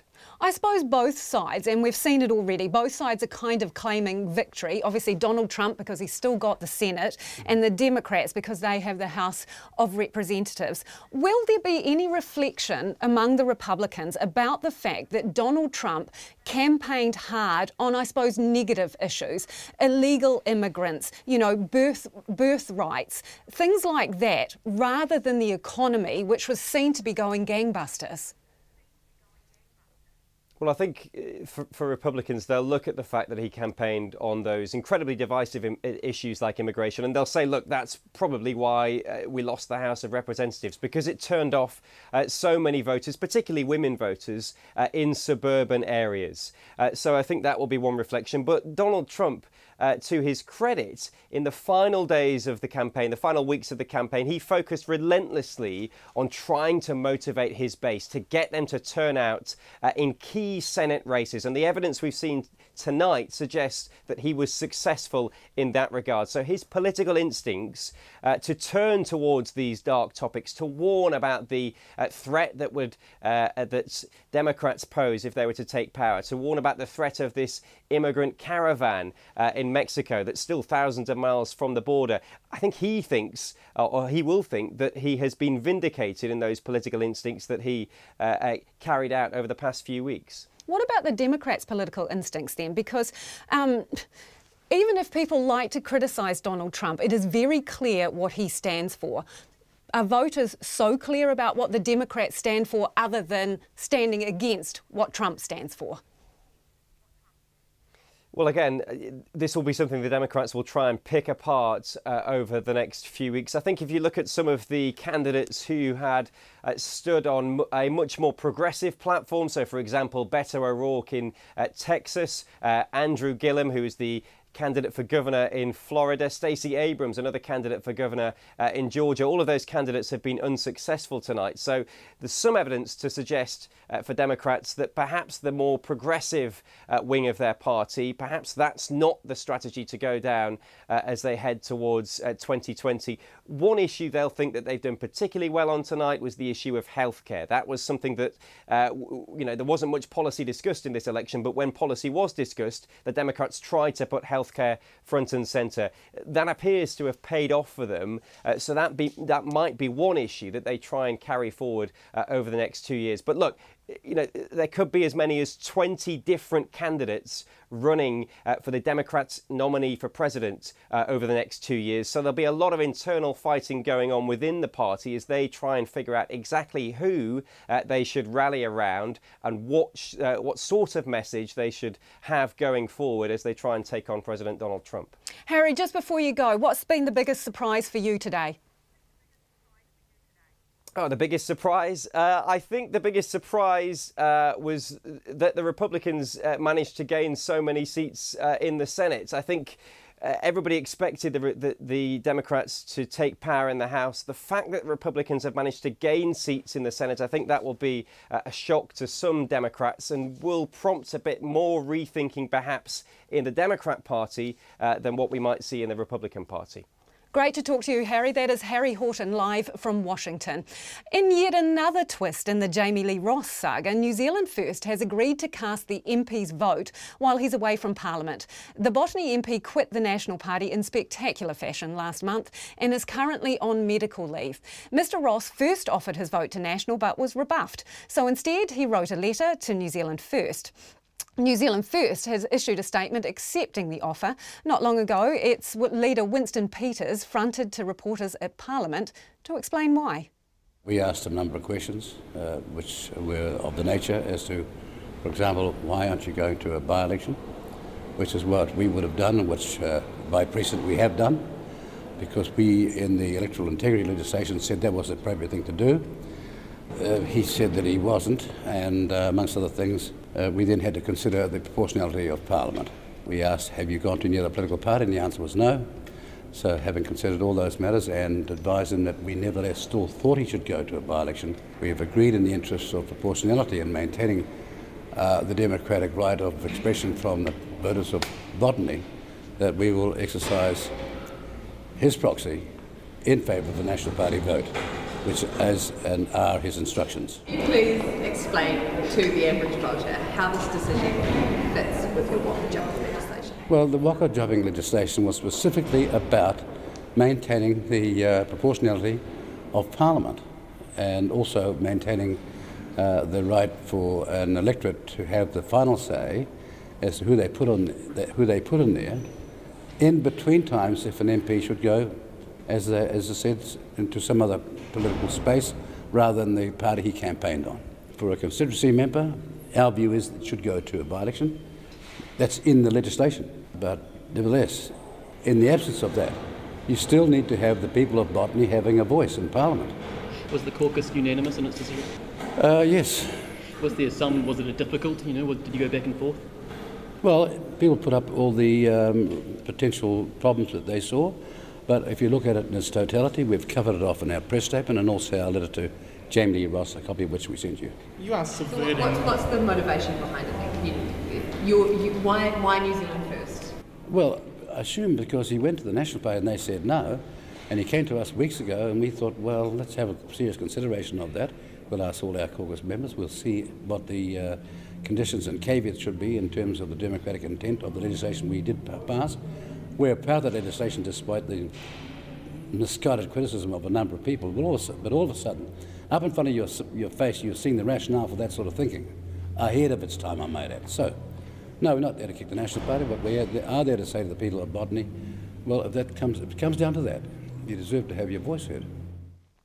Winston Peters there speaking to reporters at Parliament. The number of people out of work has hit a 10-year low as more people are finding work and more jobs are being created. But some say a significant number of people are still struggling to get enough guaranteed hours of work to make ends meet. Amy Williams reports. Auckland University student Holly Hendren has resigned from the fast food restaurant she works at because she could not get enough hours to pay her living costs. The 18-year-old needs to work 25 hours a week, but over the last few months her hours were gradually decreased until she was lucky to work 4 hours a week. It's incredibly frustrating, and I think it leads a lot of people like myself to just have to go to another job or jump from job to job, or it leaves you in a position where you're just entirely at the mercy of your manager. Holly's manager would not guarantee her more work, and she is looking for another job. Official figures show the number of people like Holly who are underemployed has dropped, along with the unemployment rate, which fell to 3.9% in the September quarter from 4.4% in the previous quarter. While this is good news, the underemployment figure doesn't count people who are working full-time, in this case more than 30 hours a week, but need more work to pay their bills. Unite Union National Secretary Gerard Hare says he knows of people working 30 hours a week who need more hours but struggle to get them because they are temporary or casual workers. There's a whole group of workers working, 30 or more hours a week who would like 40 hours a week. They want to work, what was traditionally a full-time job, and they're not counted in the underemployed. Mr Hare says 30 hours of work a week should not be considered full-time employment. He says the number of people who are underemployed is bigger than the numbers show.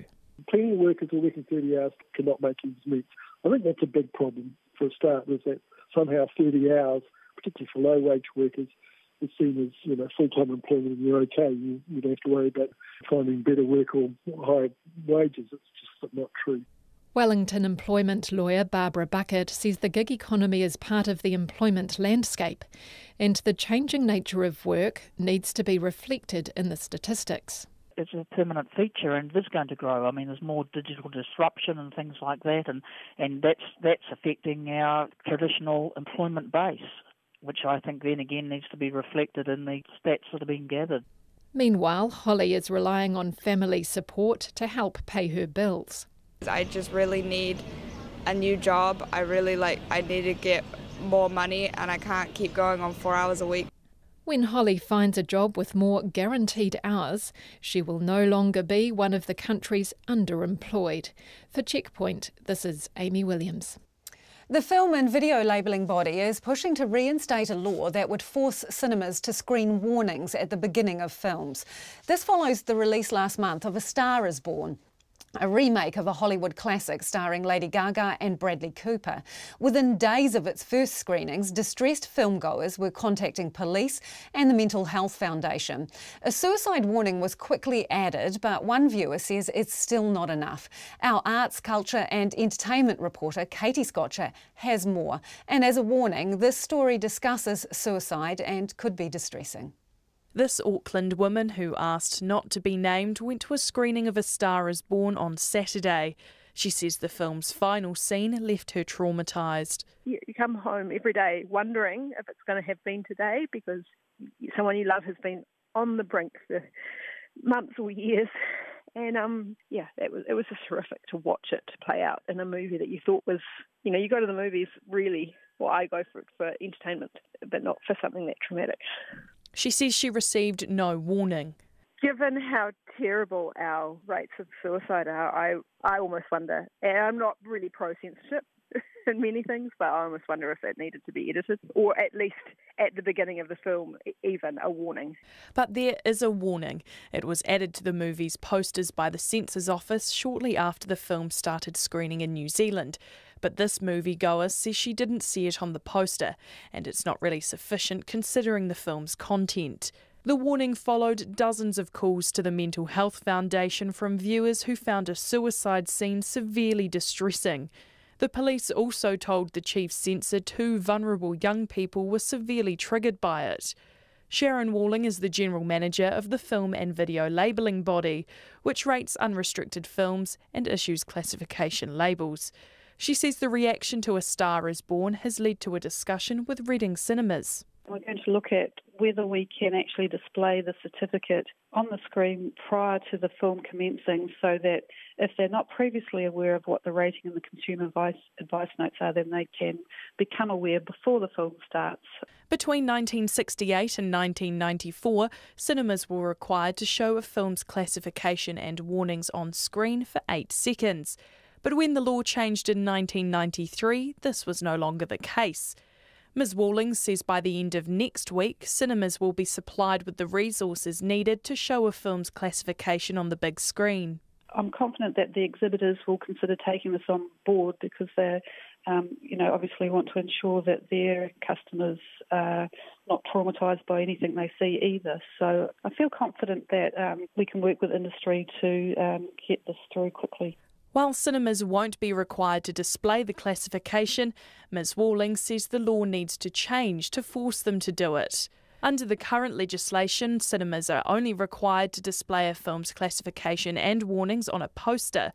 Chief Censor David Shanks says that's not good enough. Often that can be in the form of a wall chart or, a set of classifications put together in the foyer that may be missed by cinema goers. Mr Shanks says he is working with the film and video labelling body to display a film's classification on a theatre screen. RNZ has contacted Event Cinemas, Hoyts and Reading Cinemas and Internal Affairs Minister Tracy Martin for comment, but is yet to receive a response. I tamaki makoto mo te hōtaka o te ahiahi nei, ko Katie Scotcher-Aho. And Internal Affairs Minister Tracy Martin has got in touch just a few minutes ago to say that she is in talks with the Chief Censor, David Shanks, and agrees that changes to the Classification Act are needed to bring it up to date and to deal with these sorts of issues.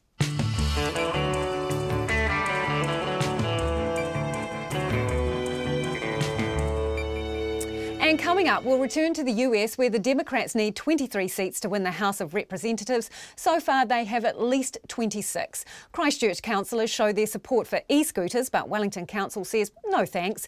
And Wellington's Regional Council pays $150,000 a month to add extra buses to its ailing new network. We would love your feedback, so text us 2101, or you can tweet us at Checkpoint RNZ, Facebook us, Checkpoint, or email at checkpoint@radionz.com. .co.nz. But first, here's Katrina Batten with the headlines. The Democrats appear to have ridden a wave of dissatisfaction with the Republican Party President Donald Trump in midterm elections. The Democrats needed 23 seats to win the House of Representatives, and so far they have at least 26. Taking control of the lower chamber of Congress for the first time in 8 years will enable Democrats to thwart the president's agenda. But the Republicans have retained control of the Senate. The family of the man who died today after being injured in a charity boxing fight say he gave his life in pursuit of raising money for those less fortunate. Kane Parsons, who was 37, had been in intensive care with a brain injury since the Fight for Christchurch bout on Saturday night. His death has been referred to the coroner. The police say they're liaising with the event organiser and officials to fully understand what happened. New Zealand First has agreed to cast Jamie Lee Ross's proxy vote while he's away from Parliament. The Botany MP is on medical leave after quitting the National Party last month. The New Zealand First leader Winston Peters says his caucus believes Mr Ross should resign from Parliament altogether. However, he says that after careful deliberation, his party's MPs have agreed to use Mr Ross's vote to ensure Botany voters are represented. A 14-year-old has been arrested following a stabbing at Southland Boys High School yesterday. Another male student was stabbed in the neck with a pair of scissors. Detective Sergeant Sean Cairns says the injuries are not life-threatening and he's recovering well in hospital. The 14-year-old appeared in Invercargill Youth Court this morning, charged with wounding with intent to cause grievous bodily harm. A teenager has appeared in the Porirua Youth Court, charged with arson following a fire at Kmart last Friday. The fire was in the party supplies area where a rack containing piñatas had been set alight. A sprinkler contained the fire to a small area. The 15-year-old was arrested last night and appeared in court today. Our next news and weather is at 7. Thanks, Katrina. The man some are tipping to have another go at the presidency in 2020 has easily retained his Senate seat. Democratic Senator Bernie Sanders, who battled with Hillary Clinton for the Democratic presidential nomination in 2016, will go on to start a third term as Senator for Vermont. He told his supporters Democrats must get organised and ready to oust Donald Trump and the Republicans in 2020. But more important than even these terrible policies is that we have a president of the United States who is a pathological liar and is doing something that no president in my lifetime has ever done. And that is, instead of bringing the American people together, he is trying to divide us up based on the color of our skin, based on where we come from, based on our religion, based on our gender, based on our sexual identity. Our job is to tell this president that we will not tolerate policies which are racist and sexist and homophobic. That was Bernie Sanders, and another high-profile Democratic Senator, Elizabeth Warren, who some in the party would like to see run for the president, has also retained her Senate spot. There have been a number of firsts in these elections. Colorado Democrat Jared Polis has become the first openly gay man to become a governor. New York Democrat Alexandria Ocasio-Cortez became the youngest woman elected to Congress at 29 years old, while Democrat Rashida Tlaib and Ilhan Omar are the first Muslim American women elected to Congress.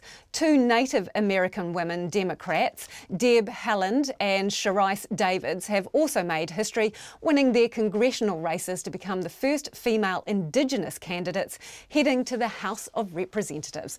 Let's go back to Washington now to CNN reporter Kristen Holmes. Kristen, what are the latest numbers? How are the Democrats tracking in the House of Representatives? Well, we are projecting that the Democrats are taking the House. That's where the numbers are right now. We saw that number getting smaller and smaller. They had to get 23 seats, and now they are projected to win as high as 35 extra seats here. And it's really interesting the way it's broken down. You said all those historic races there, a lot of women. And the interesting thing about this entire process between the House and the Senate is this women candidates and women voters. We know that they came out in record numbers. We know that they came out for Democrats for the most part. And they're really a driving factor in this election cycle. So that's going to be something that Republicans are going to pay attention to as they move forward towards 2020. And I know we're barely through 2018, but that is what these Democrats and Republicans are thinking of. They're analyzing each of these races, each of these wins, each of these losses, and deciding what they're going to do for the general election. It might seem 2 years away, but it isn't. It's not. I mean, it is, but it's a lot closer. Campaigning will start a lot sooner. And there's a lot of messages here. Republicans have to figure out how to get back independents and women that they lost, suburban voters. Democrats have to figure out how to get back some of these red state voters. Indiana, Missouri, North Dakota. These are all states that were held by Democratic senators that lost tonight. So this is a win for President Trump in those areas. Yeah, well, that's the thing. Even though you say they're tracking potentially to get 35 extra seats in the House, they don't have the Senate. Can they really consider this a blue wave, or is it more like a blue trickle? There's a medium between a blue wipeout and a blue trickle. This is a solid night for Democrats. This is what the polls said were going to happen, and this is what happened. You look at the map, big cities, suburbs, women voters all came out, and they came out in favor of Democrats. The other big number that we were looking at, we haven't gotten the analysis from the actual votes today, but we have them from the early voting numbers, which were 33 million, record numbers, young people coming out to vote. Democrats have long believed that if they could get young people to the polls, that they would vote in their favor. Still not as big of numbers as they could be, but they are growing and they are voting for Democrats. They're going to look at this as a huge win for them, maybe even call it a blue wave. I wouldn't necessarily go as far as to call it a blue wave, but Democrats are going to build this up, and they're going to build on that momentum and try to get this energy going as we head into 2020. But is it a complete wipeout? No, it's not. And that is very evident when you look at the Senate races. If it was a wipeout, you wouldn't have seen Missouri, North Dakota, Indiana all going Republican and Democrats losing their seats there. You would have seen some Democratic wins. So what are the Democrats going to make their priorities in the House of Representatives, do you think? Is it just going to be frustrating Donald Trump's efforts, or is it going to be something more than that? Well, I think a lot of it is going to be trying to frustrate his efforts. I also think we're going to see a lot of hearings. There's going to be a lot of investigations. All of those House committees that have been run by Democrats, the Judiciary, the Oversight Committee, those are now going to be, those are run by Republicans. Now they're going to be run by Democrats. We're already hearing from some of these Democrats saying they want to look into President Trump's taxes. They want to look into his immigration policy, his gun safety laws. So the ink is not dry on their win yet, and they're already talking about this. So they're going to want to start these investigations as soon as they have these leadership votes. So there's two folds there, but Democrats have to keep something in mind. This kind of alienation of Trump, this kind of talk of impeachment is clearly not going to work on a national level. Look at the playing field tonight. Again, I know I keep talking about these three states, but it's critical here. These were all states that were held by a Democratic senator that President Trump was voted in by double digits in 2016, and now they were all lost by that Democratic senator. So if they want a message that's going to reach a general election in the middle of the country, in Trump country, they need to be careful with this message of impeachment, this message of radical liberalism, as we talk about some of these candidates getting out there. And you heard Bernie Sanders playing that sound. Democrats need to come up with a fine line, because right now they have the Bernie Sanders calling for impeachment. Then they have the people like Claire McCaskill, like Joe Manchin, who won in West Virginia, who are walking a very conservative line in order to keep those seats in conservative areas. So Democrats really need to figure out a unifying message for their party. On that note, can you tell me, I'm interested, how the Republican candidates who really aligned themselves with Trump during the campaign, how did they do? You know, the ones that appeared with Trump on stage, the one that really pinned their colours to his harder line agenda. How did they fare in all of this versus the ones that kind of pulled back from Donald Trump on the campaign trail? Well, look, it really depends on the area. So, for example, in southern Florida, there was a district that was run by a Republican representative, Carlos Curbelo. It is a very liberal district. Representative Curbelo tried to distance himself from President Trump, especially when it came to climate change, but he lost his district. And a lot of that, people believe, had to do with the fact that he voted against the Affordable Care Act. So it's a little tricky there. That's already a liberal district. Hillary Clinton had won it by 16 points. So the fact that it flipped to Democrat was not that surprising, even though he was liked in the district. But then you have people who did align themselves with President Trump winning in big numbers. We know that that happened in North Dakota, in Indiana, in Missouri, and we'll see what happens in Arizona. Now, Montana, right now we have not called that race. It is fairly close, but if John Tester pulls that out, that will be a testament, because President Trump made this a race against John Tester, the senator there, because of what happened with his personal physician, Ronnie Jackson. He blamed John Tester for him leaving and outing him for all of those various things. So that will be interesting to see, too. But it really depends on the race. A lot of this has to do with location. In these states where President Trump won by double digits, in these Republican states, the candidates who campaigned with President Trump did really well. In states like Virginia, which are turning more blue than red, a woman, Barbara Comstock, who lost her race, she's a Republican, they were calling her Barbara Trumpstock. They were saying that she had voted with Trump 90% of the time, and that is why a lot of people believe she lost, because they thought she was too closely aligned. This was a liberal area. And so that's why it's kind of hard to answer that question, because if you look at the map, you're really looking at areas that support Trump versus areas that don't support Trump, and people doing accordingly based on that. Kristen, before you go, obviously Bernie Sanders is all but putting his hand up to be the Democratic candidate for the 2020 election. Any others coming out of the woodwork this early in the game? You know, there's a lot of speculation and a lot of rumors. It's Washington, and it is going to be an election year, and this is going to be a huge election. And so, of course, people talking about Joe Biden running, talking about Kamala Harris running. We saw her really take a lead when it came to those Kavanaugh hearings.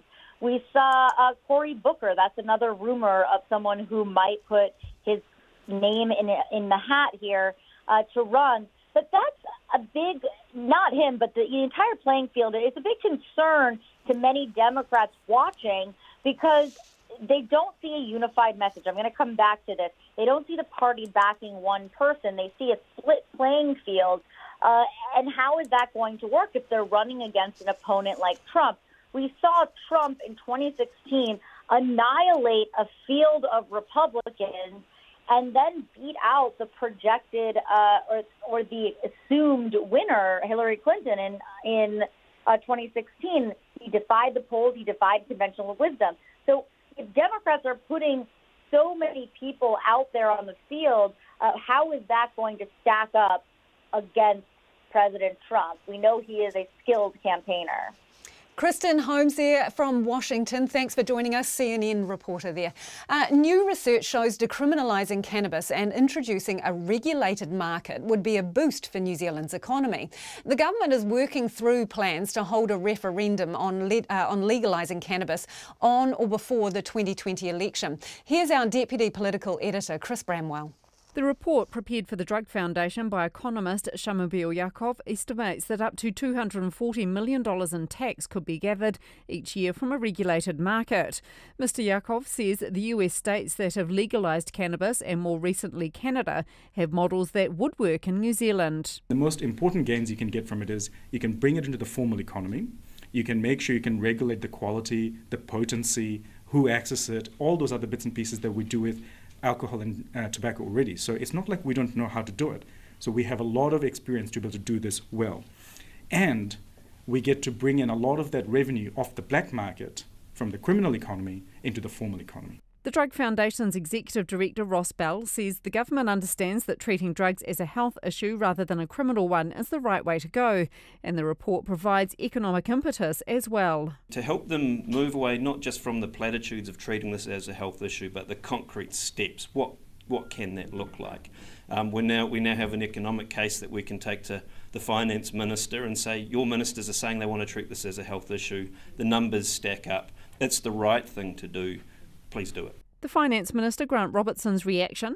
The Minister of Finance always welcomes sources of revenue, but there's a long way to go before we decide on any regime for what that'll look like. The ACT Party leader David Seymour says lessons can be learnt from overseas states that have decriminalised drugs, but he's urging against rushing into anything. People are going to be allowed to smoke cannabis. What happens at sawmills? My first job was at a sawmill.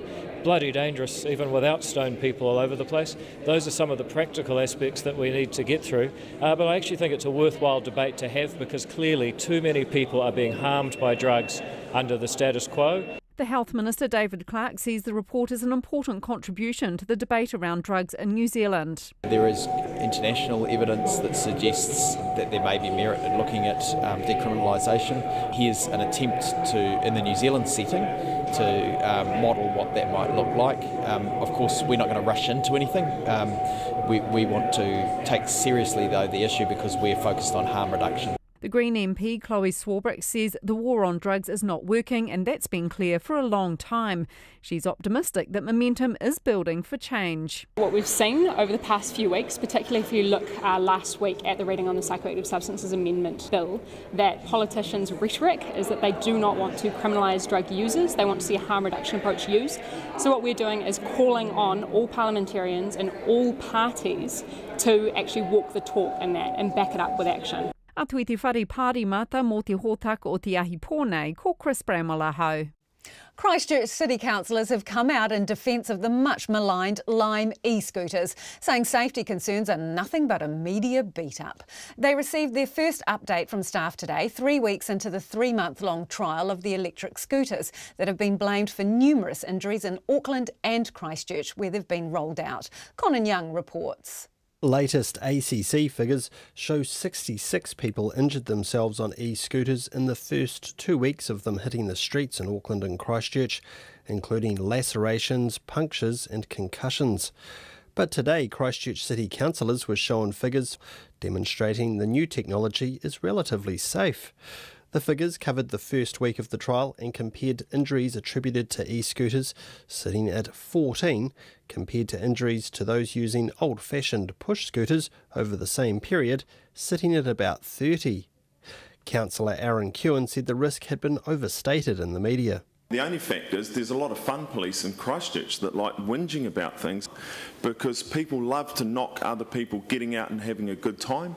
The injury stats clearly show that it's not that bad, and I text someone in police trafficking before to find out how many fines they'd given out for people doing stupid things on scooters, and the number is 0.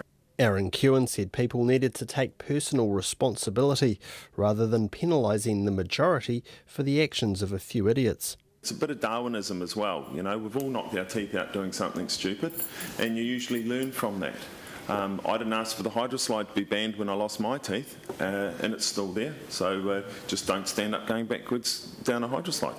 But the council is taking action to address safety concerns. It's set up a reference group including council, police, Age Concerned and the Blind Foundation to discuss any problems. The group will meet for the first time tomorrow.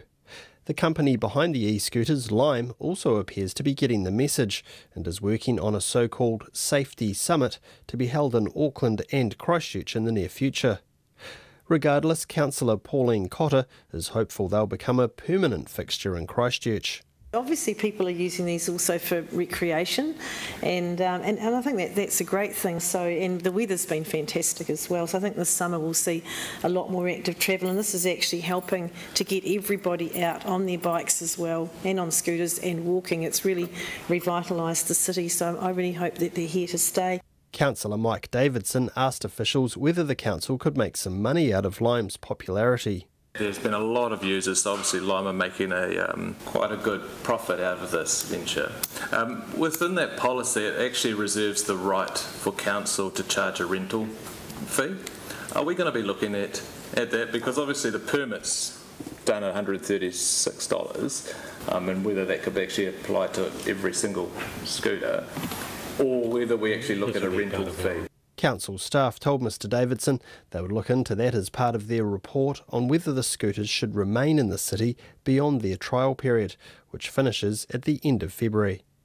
In Ōtautahi for Checkpoint, ko Conan Young tēnei. Meanwhile, Wellington City Council is keeping a close eye on how the Lime scooter trial goes in Auckland. The capital has decided not to introduce the e-scooters and is focusing on bike sharing through the Onzo app, although even those aren't without their headaches. Ben Strang reports. City Councillor Sarah Free says the Lime scooter could one day whir its way around Wellington, just not yet. Well, we've decided we won't have a trial of Lime scooters until we've got a little bit more information about how the Onzo bikes are going.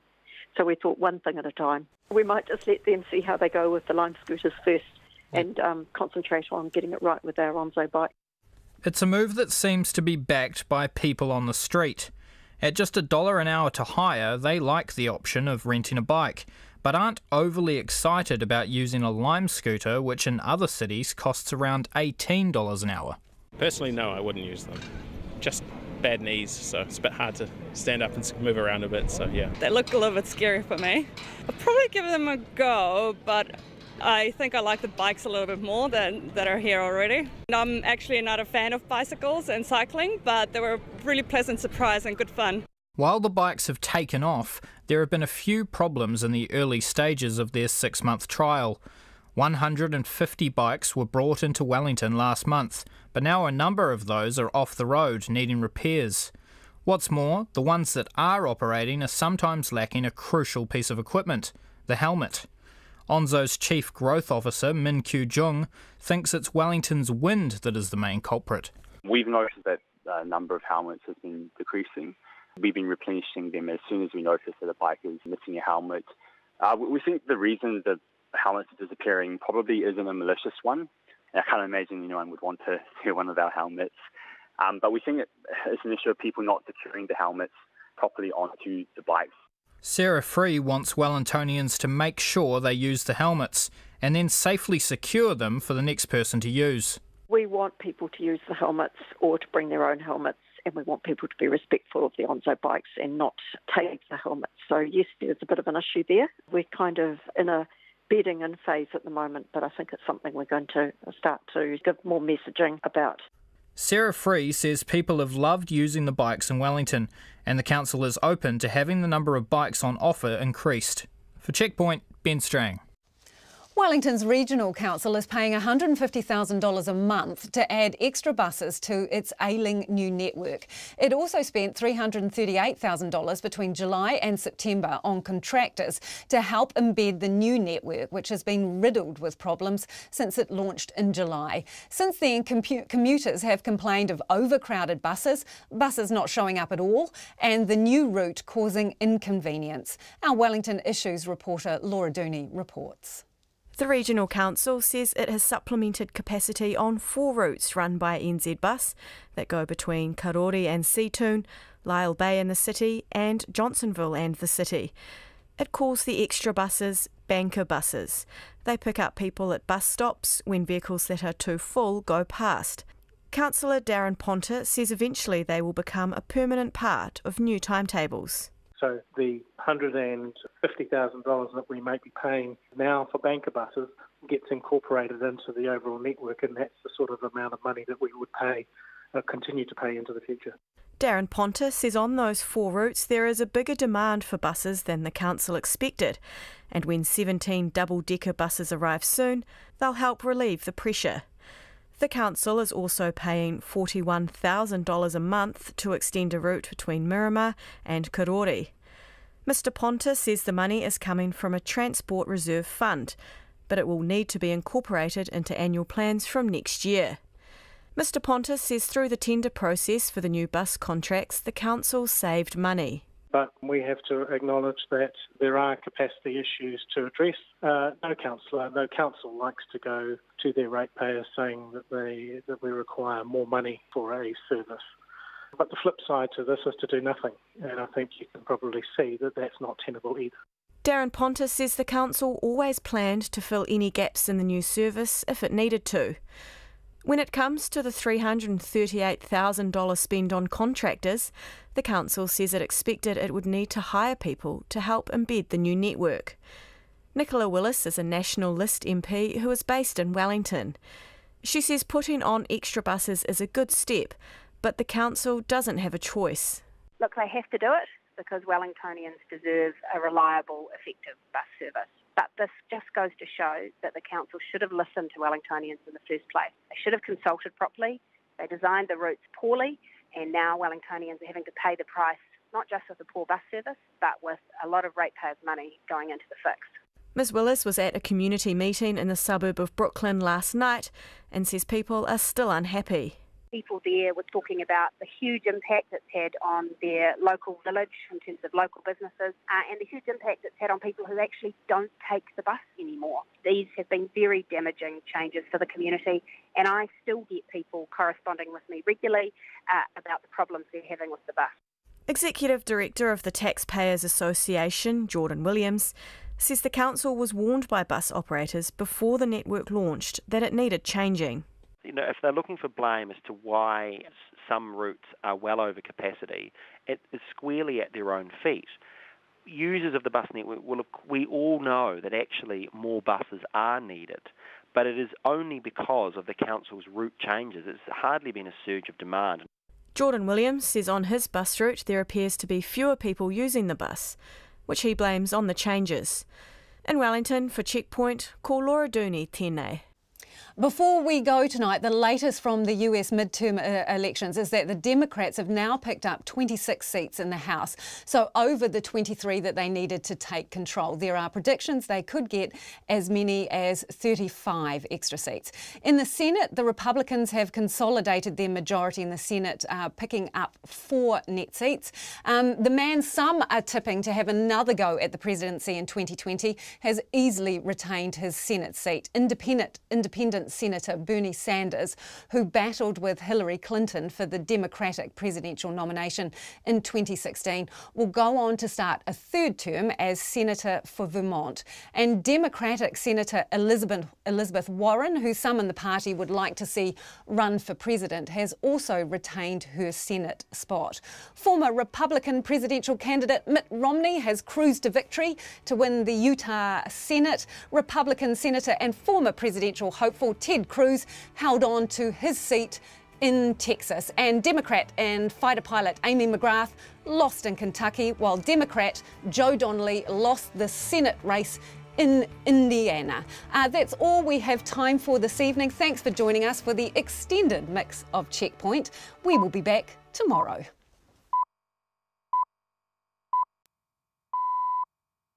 RNZ News at 7. Kia ora, good evening. Ko Katrina Batten tēnei. The results of the US midterms are starting to become clear. The Democrats have made big gains in the House of